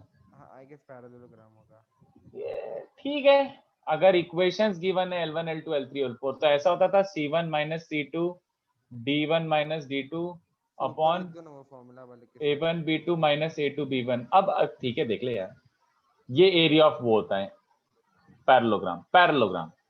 ओके सर, पैरेललोग्राम के लिए वैलिड है ये। हाँ, खाली पैरेललोग्राम के लिए, मतलब देन रेक्टेंगल और इन सब के लिए तो ऑफ कोर्स वैलिड हो गया सर। बाकी 54 भी करो। हाँ ऐसे 48 क्या बोल रहा था? Chord of contact of tangents drawn from point to this intersected P and Q subtends the right angle at the centre. तो chord of contact of tangents subtends 90 at the centre. तो PH, K subtends 90 in the centre. जैसे 90 centre सुनता है तो मैं homogenization याद आ जाना चाहिए। तो कॉर्ड ऑफ कॉन्टैक्ट क्या बन जाएगा? HX plus 4KY equals to 4। ये कॉर्ड ऑफ कॉन्टैक्ट बन रहा है इक्वल्स टू 1। और इसको होमोजेनाइज कर दो एलिप्स से, तो x² plus 4y² minus 4 HX plus 4KY का होल स्क्वायर। और इसमें coefficient of x² plus coefficient of y² 0 रख दो, तो तुम्हें तुम्हारा कोनिक मिल जाएगा, तुम्हें तुम्हारा लोकस मिल जाएगा। ठीक है, चलेगा? ठीक है, करना है और कि ठीक है? सर आई गेस 48 का मुझे ना बी वाला कैसे किया? बी तो सुप्रीम इजी है। इसको ले ले a cos theta b sin theta, तो 90 डिग्री वाला पॉइंट क्या बन जाए? Sorry, a cos theta b sin theta नहीं, इसको ले ले, ये लेंथ को r1 ले ले, ये को r2 ले ले, तो r1 cos theta comma r1 sin theta ले ले इसको, और इसको ले ले 90 से रोटेट किया ना, तो r2 cos 90 प्लस थीटा। ये इसको इलिप्स पे पुट कर, इसको इलिप्स पे पुट कर, तो बी पार्ट के लिए r1 cos थीटा प्लस और r1 sin थीटा, तो r1 square cos square theta, ellipse क्या दिया हुआ है? x square plus 4y² cos square plus 4 sin square is 4। एक तो ये कंडीशन हो गई, एंड दूसरे पॉइंट को पुट करेगा तो r2 square into sine square plus 4 cos square, ये भी 4 होगा। तो उसने क्या पूछा है? 1/r1 square plus 1/r2 square is 1/r1 square मतलब cos square plus 4 sin square plus sin square plus 4 cos square by 4, तो वो 5/4 आ रहा है। ठीक है, ठीक है सर। सर 50 कौन सा? 54 alpha comma beta be a point from which two perpendicular tangents can be drawn to the ellipse. तो alpha comma beta director circle पे लाई करेगा, और क्या? नहीं सर, वो वाला नहीं है सर, वो locus of point whose chord of contact with respect to given hyperbola को। नहीं 50 4 सर 54। अरे मेरा 50th है ना। अरे तो अल्फा बीटा उस पे लाई करेगा ना, x²/5 plus y²/4 equals to 1, तो अल्फा बीटा इस पे लाई कर रहा है। 54 सम सर। अबे मेंढक, उसका 50 डाउट है तो वो तो सॉल्व कर लेने दे। अच्छा, वो मुझे लगा आप मेरा कर रहे हो। नहीं नहीं नहीं, इतना इम्पेशेंट क्यों हो रहा है? वो बोल भी रहा है बेचारा बच्चा कि लाइक मेरा डाउट है, तो ये ले लेना अल्फा और बीटा को। अब कर सकता है a cos beta b sin theta बन गया। नहीं, वो ABCD आ गया, मुझे D वाले में डाउट है। वो नहीं सुनेगा ना तू मेंढक, मैं बोलते रहा हूँ, ये हो गया अल्फा और beta. Any point on this circle can be taken as a cos theta a sin theta. तो अब f की वैल्यू क्या बन गई? 4 अल्फा मतलब 12 cos थीटा प्लस 3 बीटा मतलब 9 sin थीटा। तो इसका मैक्सिमम निकाल सकता है √12² प्लस 9²। अब वो जो भी आ रहा है, 15 तो नहीं दिख रहा, पता नहीं, हो सकता है। नहीं 15 है। फिर कौन सा था? 55 4 बोला वो। 4 sir. Locus of point whose chord of contact with respect to बुरा। हाँ ठीक है, तो m h कॉमा के ले ले, तो इसका chord of contact with respect to hyperbola क्या बन रहा है? ये, and it touches the circle with focus as diameter. तो फोकस अगर डायमीटर है तो ये सर्कल बन रहा है, हाँ या ना? AE,0 और -AE,0 का डायमीटर, तो ये सर्कल है, इसकी टेंजेंट है ये लाइन। तो कंपेयर कर ले, कंपेयर करेगा तो क्या बन जाएगा? cos theta a² cos theta bye h is also b² sin theta bye -k is also a, है ना? तो cos² प्लस sin² को 1 रख दे, तो तेरा लोकस क्या आ रहा है? ये बन रहा है यार लोकस, डायरेक्टली लिख देता हूँ, h² by a4 by a² e² plus k² by b4 by a² e² is 1। तो ये तेरा इलिप्स ही आ रहा है, दिख रहा है, लोकस इज एन इलिप्स। ठीक है, तो उसका एक्सेंट्रिसिटी,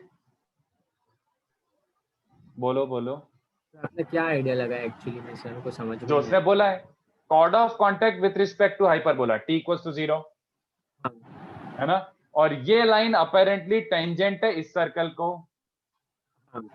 इस सर्कल को टेंजेंट है तो इस सर्कल की टेंजेंट जैसा दिखना चाहिए। इस सर्कल की टेंजेंट ले ली x cos theta y sin theta r, compare करा और थीटा को एलिमिनेट कर दिया बस। और सर वो सर्कल का इक्वेशन आपको कैसे आया सर? फोकस इज डायमीटर यार, प्लस माइनस a, 0 डायमेट्रिकली वो डिफरेंट पॉइंट्स हैं। Yes sir yes. तो सर्कल बन ही गया वो सीधे सीधे। हाँ तो ए ही रेडियस हो गया। हाँ चलो बाकी डाउट्स नेक्स्ट टाइम पूछ लेना। सर 54 था। हाँ 54 था ये, sorry. Thank you sir. Sir वो अरे 52 का डी। नहीं चलो बाय, अच्छा ठीक है नेक्स्ट टाइम बाय, चलो बाय सर। नोट्स भेज देना। हाँ हाँ हाँ पक्का।